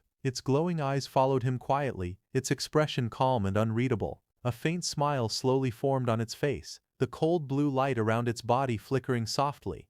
Lin Feng walked along the narrow path beside the long row of greenhouses. A faint glow surrounded him as he placed his hand on the glass, checking on the crops inside. From above, the greenhouse roof revealed rows of planted soil beds. Lin Feng stood among the neatly arranged crops, looking up as soft blue light filtered through the glass. Different plants filled the space, some shaped like budding yellow lotuses, others like purple cabbages. Lines of text floated above them, showing their effects: permanent stamina +1, temporary speed +1, permanent attack +1, all labeled as not yet mature. Lin Feng looked at them with satisfaction. He said that other people had to gain strength through bitter and exhausting training, while he improved himself through crops, balanced nutrition, and a solid foundation. Lin Feng stood inside the greenhouse, turning his head to look at the glowing crops behind him. He said it was a shame that only his crops could produce these effects. He added that if his yield were larger and everyone could improve through these plants, then the demons would become nothing more than weak chickens. Lin Feng walked through the narrow glass corridor holding a shovel. Sunlight filtered through the greenhouse walls as he stopped and thought about his situation. He said he couldn't plant only special crops. He needed enough normal crops outside to hide them. Otherwise, the strange plants inside the greenhouse would be discovered too easily. He tightened his grip on the shovel and said it was time to get back to work. One day later, the scene returned to the greenhouse under a bright blue sky. Inside the soil, a cluster of round potatoes sat packed together as Lin Feng used his tool to dig them up. Lin Feng stood beside the field with a shovel in hand. He faced the shadowy summoned figures beside him and demonstrated the motion, telling them to dig like this and instructing them to watch carefully. The shadowy helpers immediately followed his example, shovels in hand, digging quickly in a neat line. Seeing their work, Lin Feng smiled. He said that ever since he got these helpers, the speed of planting vegetables had increased dramatically. But suddenly Lin Feng shouted in surprise, asking what his helper was doing. One of the shadowy undead creatures held a potato in its hands, taking a bite out of it. Lin Feng leaned forward with a confused expression. The undead creature froze, startled as it looked up at him, still holding the half-eaten potato. A glowing system window then appeared beside it, showing its status. Undead lizard, level 6, temporary. Bone density temporarily increasing. Defense temporarily increasing. Lin Feng stared silently at the notification, looking down in thought. He thought that all of his undead lizards came from the dungeon and the only difference was that this particular one had eaten a potato. Lin Feng then raised his hand to his chin, thinking seriously. A burst of realization formed in his mind as he wondered if the original crop effects could also work on undead creatures. In the days that followed, Lin Feng continued running systematic experiments. He carefully recorded how different crops affected the undead he controlled. However, he was not aware that someone was watching his field. A shadowy figure with glowing red eyes stood in the darkness outside the farm, staring toward the sheds. Under the moonlight, he muttered to himself that the place looked bizarre. He noted that several structures weren't there the last time he had been spying on the area. He crouched forward and looked again, repeating that those things definitely hadn't existed before. Then his expression hardened. With a smirk, he drew a sharp blade and scoffed that a paper-thin wall like that would fall apart with a single slash. He paused after seeing something else inside. Only one person seemed to be there. That made him wonder if it was some sort of trap. He called the situation interesting. Meanwhile, inside, Lin Feng lay relaxed in a hammock, unaware of the intruder who was now watching him from the shadows. As the intruder crept across the rooftop in the dark, moving closer to the greenhouse, suddenly the ground beneath him cracked. A sharp impact struck the edge of the roof, forcing him to jump back in surprise. He landed and sprinted forward, but more blows slammed into the concrete, sending chunks of rubble flying everywhere. The man dropped low, bracing himself as the ground shattered around him. A moment later, something burst upward from beneath the debris. A round creature with a glowing red stalk rose into view, its body swelling with energy as it pushed through the broken stone. The intruder glanced toward it, only to face a sudden explosion. Rubble and flames erupted outward as the creature launched an attack, forcing him to dash aside while the blast tore through the rooftop. The blue-haired intruder narrowed his eyes with a smug smile. He looked completely confident as he mocked the defenses around him, saying that this level of protection could never stop him. He charged forward and kicked through the round creatures blocking his path. As his foot struck them, red liquid splattered out, and more of the creatures burst open under the impact. Suddenly, his expression changed. Sweat formed on his face as he realized something was wrong. He gritted his teeth in panic and shouted in frustration. A moment later, a massive chain of explosions erupted beneath him. Bright yellow flames burst outward, scattering debris, and red burst through the air as the detonations consumed the entire area around him. As the blast faded, a strange green light rose from the darkness below. A glowing tree-like figure slowly appeared, its branches twisting like veins of light. The green glow spread across the space, and long streams of energy gathered around it. In the next moment, the figure began to change shape. The branches wrapped together, forming the outline of a woman made entirely of green light. Her hair flowed like living vines, moving with the energy surrounding her. The man burst through the smoke, cursing under his breath. He shouted in frustration, saying he wouldn't have come back a second time if it wasn't to gain the Grand Duke's trust. He lowered his body and charged forward through the thick dust. His face twisted in anger as he raised his blade. Blood marked his cheek, but his grip tightened. He growled that once he chopped the creature into pieces, he wanted to see if it could still explode.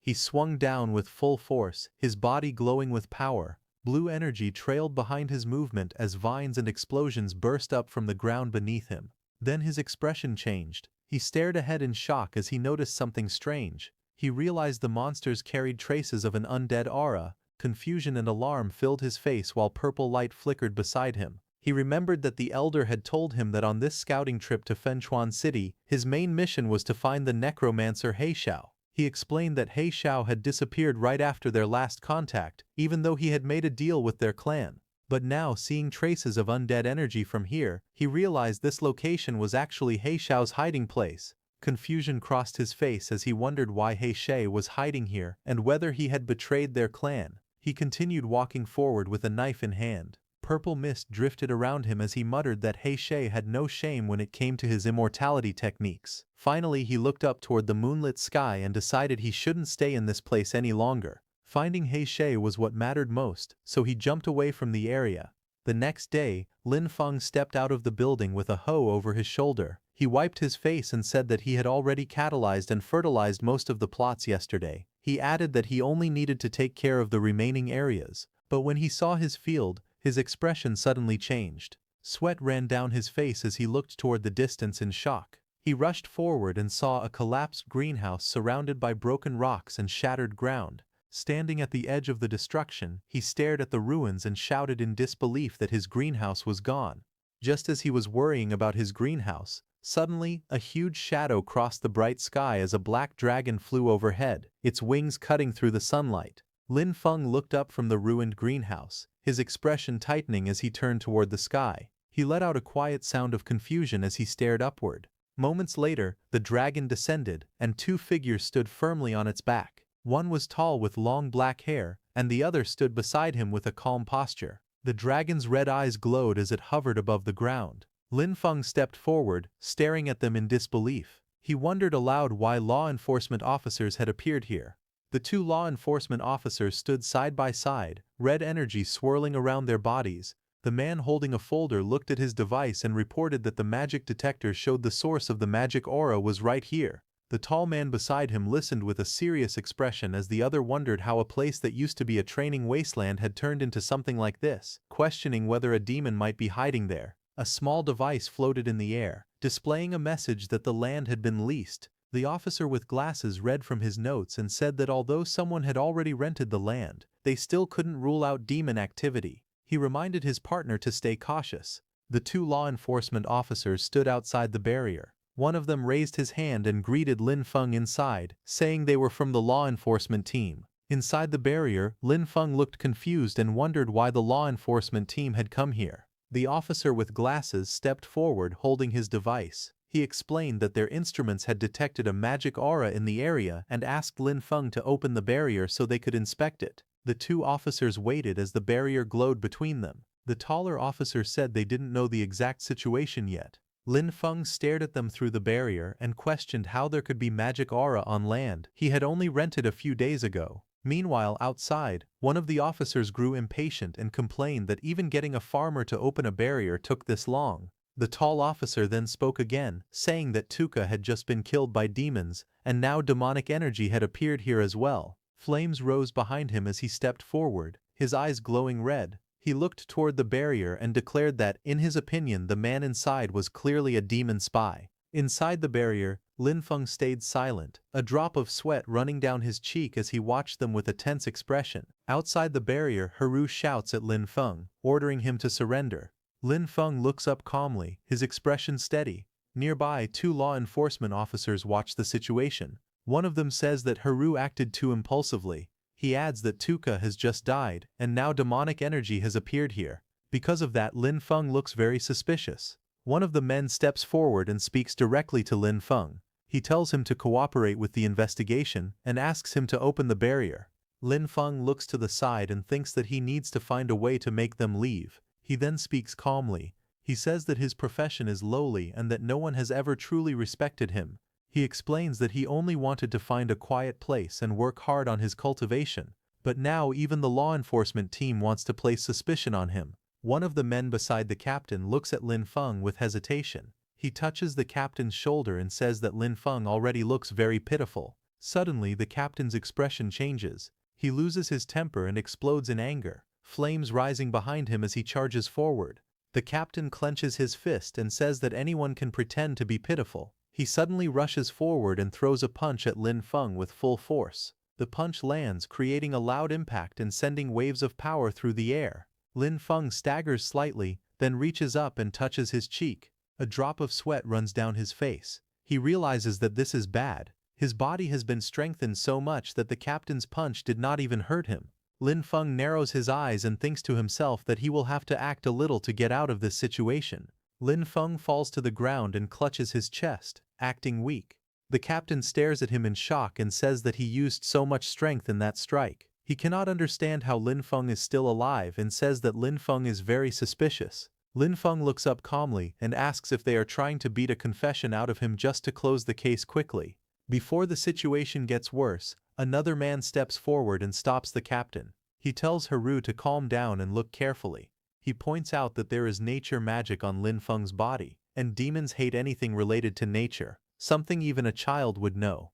The man with glasses helps Lin Feng up and tells him that they misunderstood him. He says that Lin Feng's nature magic is very pure and that they will explain everything clearly in their report. Lin Feng stands up and looks at him with gratitude. He says that the man is a good person and a truly upright official. The man answers calmly that it is just his duty. Nearby, the captain clenches his teeth in anger and glares at them. In the next moment, power explodes around him as he raises his hand again. Lightning-like energy flashes through the air as he prepares to move. Before anything can happen, the two officials move at the same time and step in front of Lin Feng, blocking the attack and stopping the captain from acting further.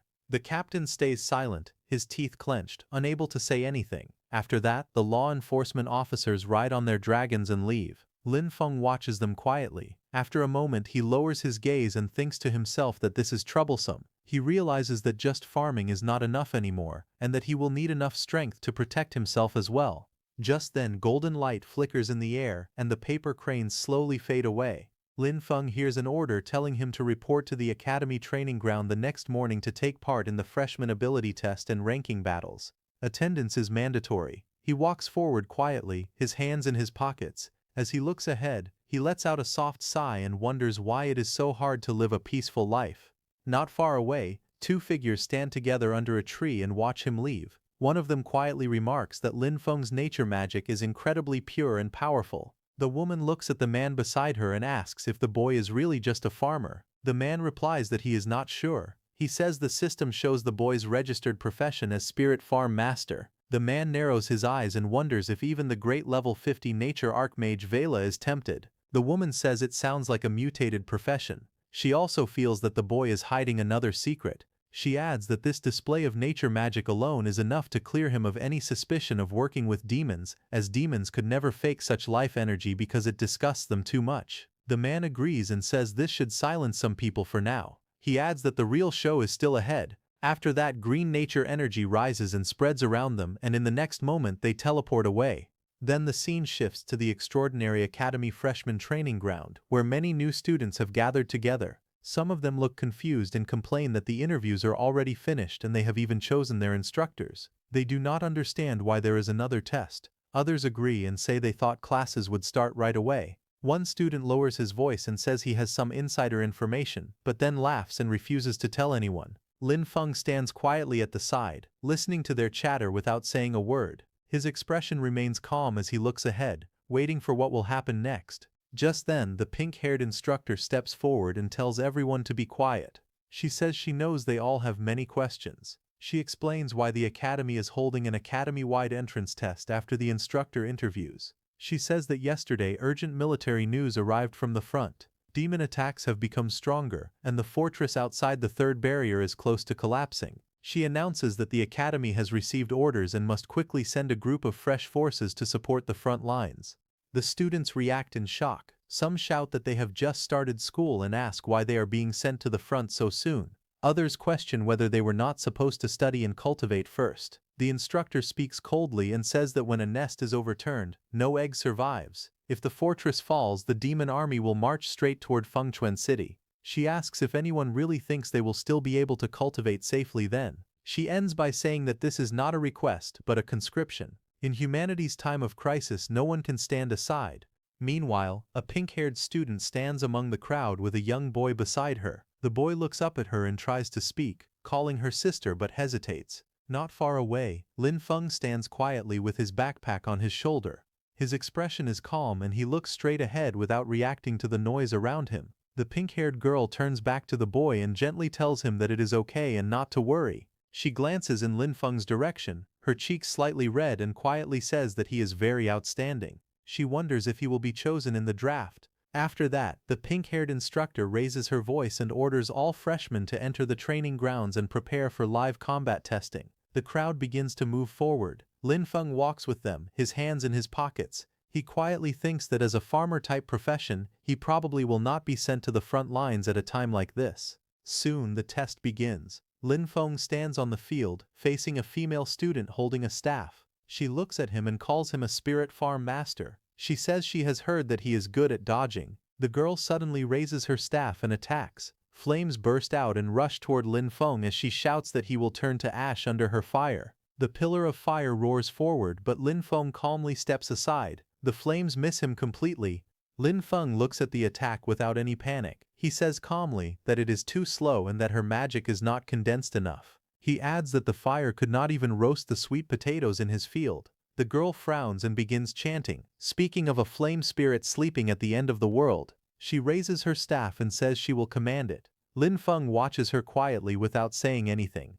Before her spell can finish, Lin Feng suddenly moves. Green light flashes around his arm as he strikes. He tells her calmly that her casting time is far too long. The blow lands. The girl cries out as she is sent flying backward, crashing into the ground. Green energy spreads across the arena as the dust settles. A voice announces the result of the match. Lin Feng is declared the winner.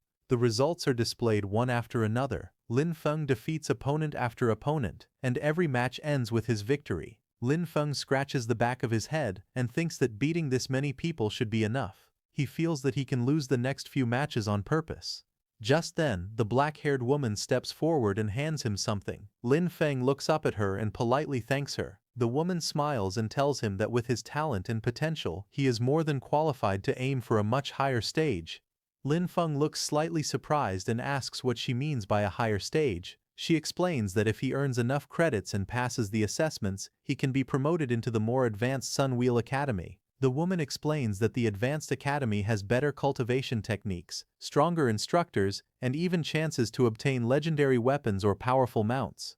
Lin Feng listens quietly, then calmly says that he appreciates the offer, but he does not really need any of that. The woman looks surprised and asks what he wants instead. Lin Feng smiles lightly and answers that he only wants a bigger and better piece of land so he can farm in peace. The woman looks at him and says that he misunderstood her. She explains that she meant his final goal, what he plans to do after finishing those fields. Lin Feng answers honestly. He says that he plans to farm even more land so more people can have land to work on. He wants everyone who wishes to farm to have fields. The woman smiles slightly and says that wanting more land means wanting to reclaim all the land. She calls him an ambitious child. Just then, the principal walks over and asks if Lin Feng is not already developing the wasteland in the west of the city. He asks if that is still not enough. Lin Feng laughs loudly and scratches his head. He says that when it comes to farming, the more land there is, the better. A new announcement appears, calling out the next match. The next match is Lin Feng versus Ailing. Lin Feng raises his hand slightly and smiles, saying that it is time to go. As he walks toward the arena, the principal watching him comments that the boy is very straightforward. Another voice calmly says that if the child wants something, they should just give it to him. Nearby, the principal asks the black-haired woman if she plans to take Lin Feng as a student. The woman looks at Lin Feng's back as he walks away and says that he is quite an interesting boy. The announcer calls out and tells them to prepare for battle. Ailing stands across from Lin Feng and says that she really did not expect to fight him. Her grip tightens as she says that she will give this match everything she has. Lin Feng looks at her calmly and gives a small smile. He speaks honestly and says that he cannot beat her, and that he was originally planning to surrender. Ailing suddenly attacks and asks if he is insulting her. Lin Feng looks to the side and calmly questions her choice. He says that she went straight into her second phase at the start and asks if that is really how she wants to fight. Green vines burst out and wrap tightly around Ailing's body, trapping her movements. Ailing grits her teeth and swings her weapon, cutting through the vines as she struggles to break free. A woman with green eyes watching the fight looks shocked and says that a student below level 10 should not have magic this pure. The principal agrees, saying that the first time they saw it they were shocked as well. The woman with green eyes calmly says that even someone who has reached level 80 on the nature path does not have magic this pure. She says that this boy's future achievements have no limits. On the battlefield, Ailing releases a powerful attack, but Lin Feng stands calmly behind massive green vines that block everything. The two observers agree that talents like this are extremely rare. With the right teacher guiding him, his growth will be terrifying. After watching for a moment, the woman makes a firm decision. She says that she has decided to take him as her teacher. The principal looks at her and says that it would not be bad if she became Lin Feng's instructor. However, he suddenly pauses and says that she said it backwards. The woman looks at him seriously and says she did not misspeak. She explains that she wants to take Lin Feng as her teacher. The man turns to her in shock and asks if demons have burned her brain or something. The woman smiles calmly and replies that even if that were true, she still wants to become Lin Feng's disciple. At the Extraordinary Academy's freshman drill grounds, the arena explodes with movement. Lin Feng and Ailing clash in a whirlwind of blue energy. Their bodies spin through the air as the force of the attacks shakes the entire platform. Ailing charges at him with incredible speed, her weapon striking the ground hard enough to crack the stone. Lin Feng narrowly dodges, the air bursting around them. In the middle of the fight, Lin Feng stays calm. He thinks that he has already shown enough of his strength. He decides that he should pretend to be weak and then admit defeat. But then a voice echoes across the arena. It warns Lin Feng that if he keeps slacking off, the academy will take back the land in the west of the city and use it for something else. Hearing this, Lin Feng slowly turns his head and looks back. The one who said that was none other than the principal. Lin Feng's expression changes as a spark of blue light flashes in his eye. He refuses immediately. In his mind he shouts that they cannot take back his land, absolutely not. That land is everything to him. Ailing's eyes widen as she watches Lin Feng. She feels his aura shift completely. Before this moment he had only been defending calmly, letting her attacks come to him. But now she can tell he is finally starting to fight seriously. Green light bursts around Lin Feng as he moves his arm. Energy gathers at his palm like a swirling storm, glowing brighter and stronger with every passing second. His expression is focused and sharp. Across the arena, Ailing steps back. Flames burst from her body as she prepares her strongest spell. Fire wraps around her arms, her staff, and even her legs, rising higher and hotter as she begins chanting. She thrusts her weapon forward, and a massive ball of fire erupts from her magic. The fireball shoots across the battlefield with explosive speed, lighting up the entire arena and tearing into the ground as it travels toward Lin Feng. But before the fireball hits, Lin Feng rushes toward it without slowing down at all. His green energy splits the explosion apart, creating a path straight through the flames, shaking the arena and sending debris flying everywhere. Dust and flames rise in a huge explosion. Lin Feng leaps forward with power exploding from his body. Green light surrounds his fist as he jumps at Ailing.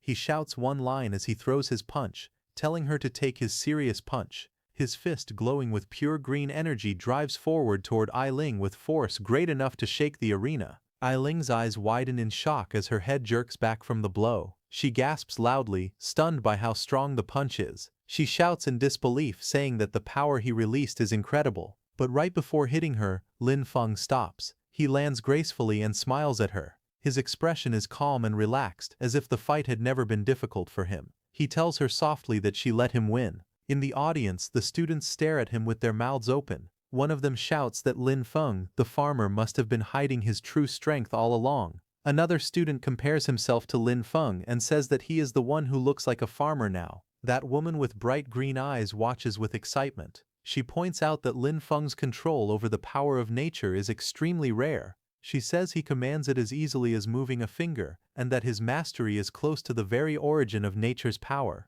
Then Lin Feng stretches his hand toward Ailing as the announcement rings out clearly. The winner is Lin Feng. After the match ends, Ailing stands with Lin Feng's help, her cheeks flushed. She gently holds his hand and looks up at him with admiration. She tells him that he is strong and that she accepts her defeat completely. Lin Feng looks down at her calmly. He tells her that she is the one who is truly strong and that he only has a lot of physical strength, nothing more. After saying that, Lin Feng lets out a sigh of relief while sweating nervously. In his mind, he mutters that he almost had his land taken away, and that things were dangerously close. Suddenly the principal appears behind him in a cheerful tone. The principal pats Lin Feng proudly on the back and says that he did well, this is how he should be acting.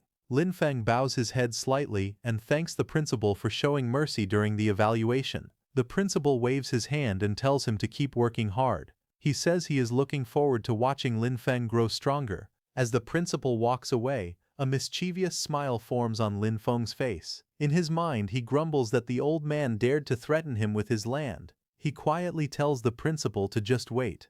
As Lin Feng walks away from the training grounds, he mutters under his breath with an annoyed expression. Behind him, that green-eyed woman walks toward a tree. As she moves, the warm evening light falls across the courtyard, and a gentle breeze rustles the leaves of a nearby tree. Lin Feng rubs the back of his neck, deep in thought. Behind him, the woman moves behind the tree, and suddenly there is an explosion of white fog. The next second, the woman comes out with a new appearance. She then approaches Lin Feng. She turned into a girl with long green hair. She wore a green dress, and her bright green eyes sparkled with excitement. She stopped in front of Lin Feng, and with a cheerful smile she called out to him. She asked student Lin Feng to please guide her in her cultivation. Lin Feng froze for a moment. His hand rested on his chin, and his eyes widened in confusion. He stared at her as if he had misheard. He asked her if she was okay, and wondered out loud why a combat class student would ask a farmer like him for guidance. The girl quickly introduced herself. She said her name was Vera, and that they had never met before. She explained that she had just watched his entire match. She spoke passionately. She said his use of natural mana was unbelievable, simple, perfect, and filled with life and strength. She admitted she had never seen anyone command the power of nature the way he did. Her bright eyes softened as she confessed something more personal. Vera said she had been stuck at her current cultivation realm for a long time. She believed that observing Lin Feng's path might give her the inspiration she needed. Hearing that, Lin Feng scratched the back of his head awkwardly. His eyes were wide and confused as he looked at the green-haired girl. He asked her if she was also a nature-type student. He explained that the nature-type instructors were still away on the battlefield and suggested she wait a little longer. He added honestly that he only knew how to farm. Vera held her hands together and spoke with seriousness. She said that the skilled were the true teachers. She did not expect him to formally accept her as a disciple. She only hoped to occasionally visit his fields to observe and learn. She bowed deeply toward him, almost pleading. She said even if she could only help with random small tasks, just being near his natural aura would be enough for her. She begged him to allow it. Lin Feng flinched and panicked internally, but in his mind he repeated that he couldn't let people know what he was growing in his fields. It was too dangerous, and it would be too easy for his secret to be exposed. He turned his head slightly and spoke with calm politeness. He apologized and said that, as a farmer, he had nothing he could teach her. He insisted that he only had a lot of physical strength and was not good at fighting. But before he could say more, the principal suddenly appeared beside him, placing an arm around his shoulder. The principal leaned in and whispered that since Vera was begging like this, Lin Feng should just agree. For his sake. Lin Feng stared at the principal in shock. The principal brought his mouth close to Lin Feng's ear and whispered a long string of censored words, clearly explaining something privately.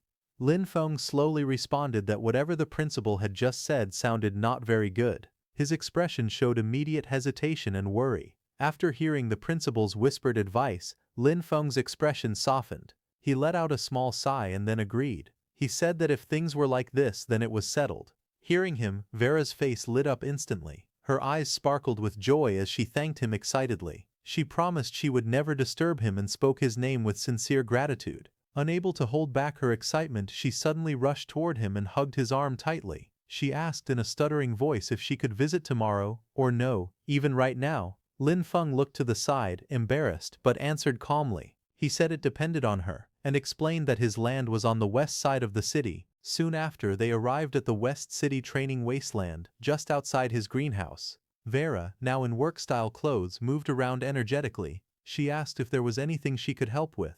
Lin Feng watched her quietly and thought to himself that at least her attitude was very serious. But he also reminded himself that he could never let her see the crops growing inside his greenhouse. Trying to keep her busy, he pointed outward and told her to look around outside for now and get familiar with the place. He explained that he was currently giving some special attention to the newly bred seedlings. Vera turned her gaze toward the greenhouse. Her eyes widened slightly, as if sensing something unusual. A thought rose in her mind. These crops seemed extraordinary. She observed the fields in front of her and realized something shocking. She thought that the crops here had been nourished entirely by pure natural mana. These were high-grade plants, capable of giving temporary attribute boosts.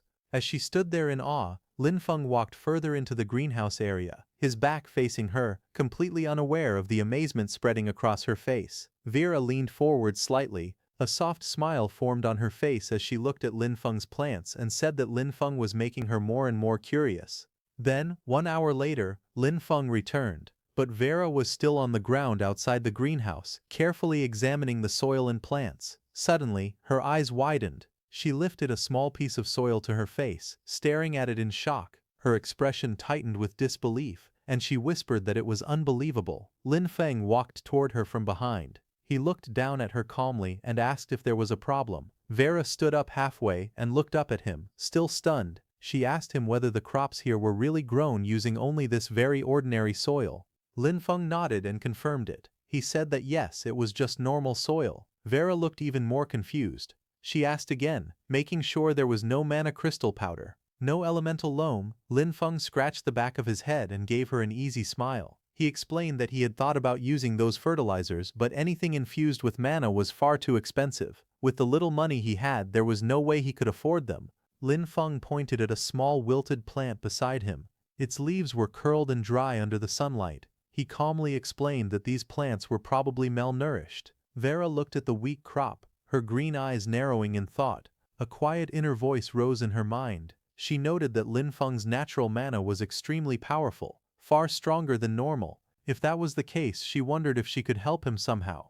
A moment later, she straightened her posture and spoke with a polite smile. She told Lin Feng that the school actually had a special rule. Students could exchange materials dropped in dungeons for certain items at the academy warehouse. Lin Feng immediately stepped closer, grabbing her shoulders in excitement. His face lit up with hope as he asked her if what she said was really true. Vera nodded and continued explaining. She gave an example. In Storm Academy's level 10 dungeon Gloom Forest, the final boss, the Shadowfall Kobold Chieftain, sometimes dropped an item called the Chieftain's Fang. She said that this fang could be exchanged for a bottle of Earth Pulse, a rare nurturing resource. She lowered her voice slightly and added that level 10 dungeons were very difficult. Usually they needed around 5 people to clear safely. Then she admitted that what she said was indeed true, but also mentioned that this regulation would soon be cancelled by the academy. Hearing that, Lin Feng's eyes lit up with excitement. A bold smile spread across his face as he clenched his hand into a fist. He said loudly that this was great, and announced that he was going right now. Vera watched him dash away with surprising speed, a hoe in his hand. As she looked at his back, she wondered quietly if only someone with such a pure and simple heart could create such pure natural mana. Soon after, Lin Feng arrived at a massive tree-like structure. At its base, a swirling blue-purple portal glowed brightly, the entrance to the level 10 dungeon, Gloom Forest. 2 academy supervisors stood guard in front of it. A group of students standing nearby noticed Lin Feng running toward the portal. One of them pointed at him in confusion. He asked why a farmer was coming here and guessed that Lin Feng must have gone to the wrong place. Another student laughed loudly, mocking the hoe in Lin Feng's hand and joking that he must want to dig up wild vegetables inside the dungeon. Someone recognized him. He said it was Lin Feng, the freshman, and remembered that he was only level 8. Shock spread among them as they wondered if Lin Feng was crazy for coming to a level 10 dungeon alone. Ignoring the comments, Lin Feng approached the supervisors respectfully. He handed them a form and said he wanted to apply for a solo entry into Gloom Forest. One supervisor took the paper and read it. His face tightened with concern. He explained that Lin Feng's level was too low and that entering the dungeon alone carried extremely high risk.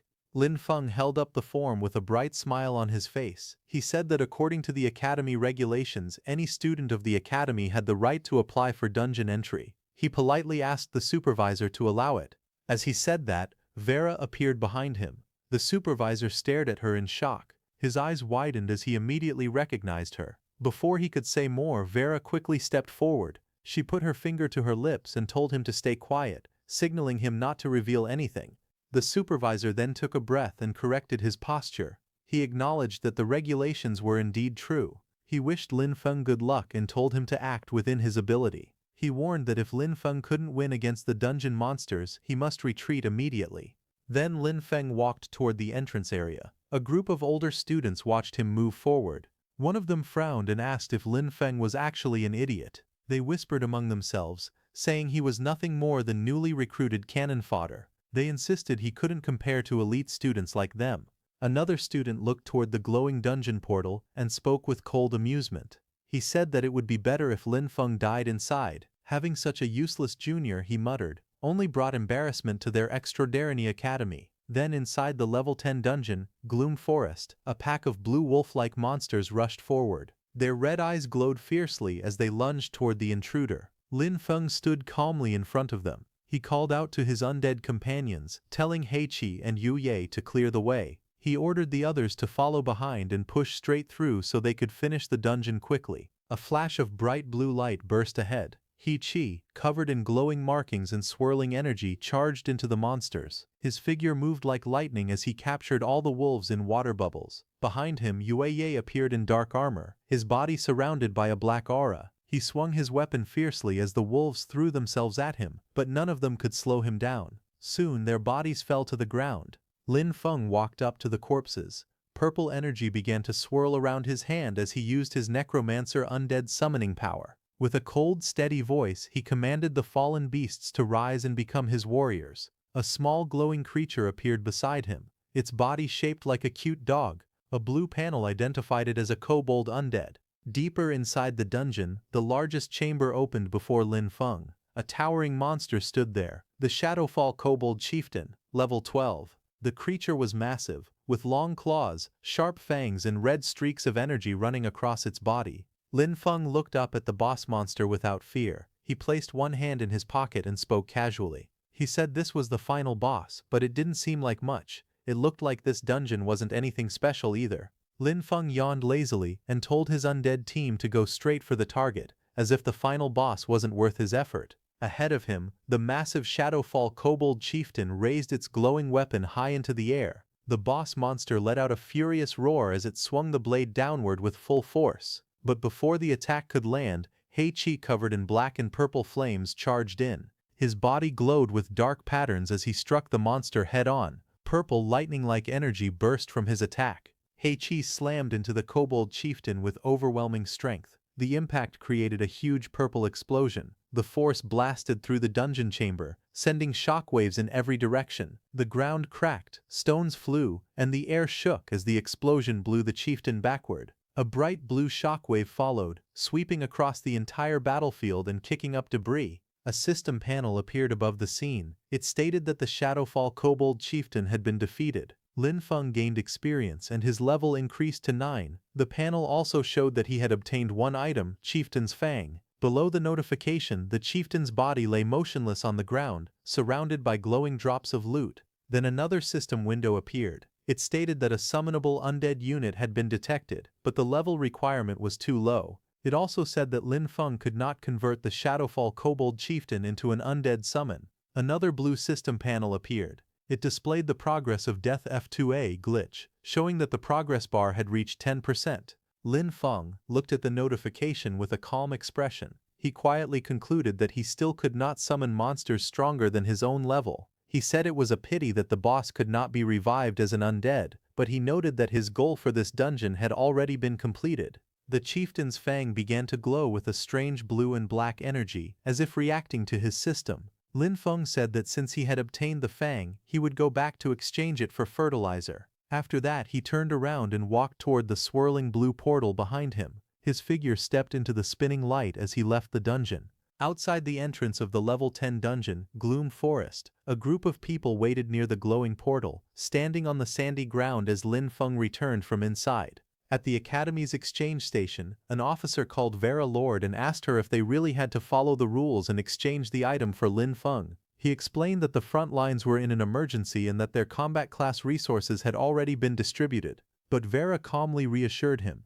She said it wasn't a combat resource at all, it was just soil fertilizer for nature-type classes. Hearing that, the officer in the suit confirmed that they had plenty of that in stock. As he spoke, a system window appeared. It showed the updated dungeon record for Gloom Forest. It stated that the solo first clear had been achieved by Lin Feng, and his evaluation was SSS. He received the special reward, 1 heroic spirit fragment. Just as the message appeared, Lin Feng stepped through the glowing portal with a relaxed expression, as if he had just taken a walk instead of clearing a dungeon alone.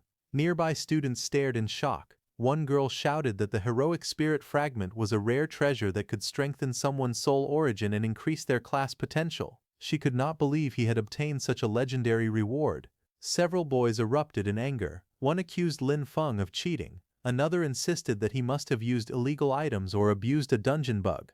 More voices joined the crowd. They demanded a strict investigation and wanted all his rewards taken back, especially the heroic spirit fragment. Others shouted saying he didn't deserve it. Standing behind them, Vera touched her lips with a thoughtful smile. She softly admitted that she had expected Lin Feng to fight through the dungeon at least a few times. She hadn't imagined he would clear it in a single attempt. All the students and instructors surrounded Lin Feng, deciding to confront him directly. Lin Feng looked at the angry crowd surrounding him. With a tired expression, he asked who he had managed to offend this time.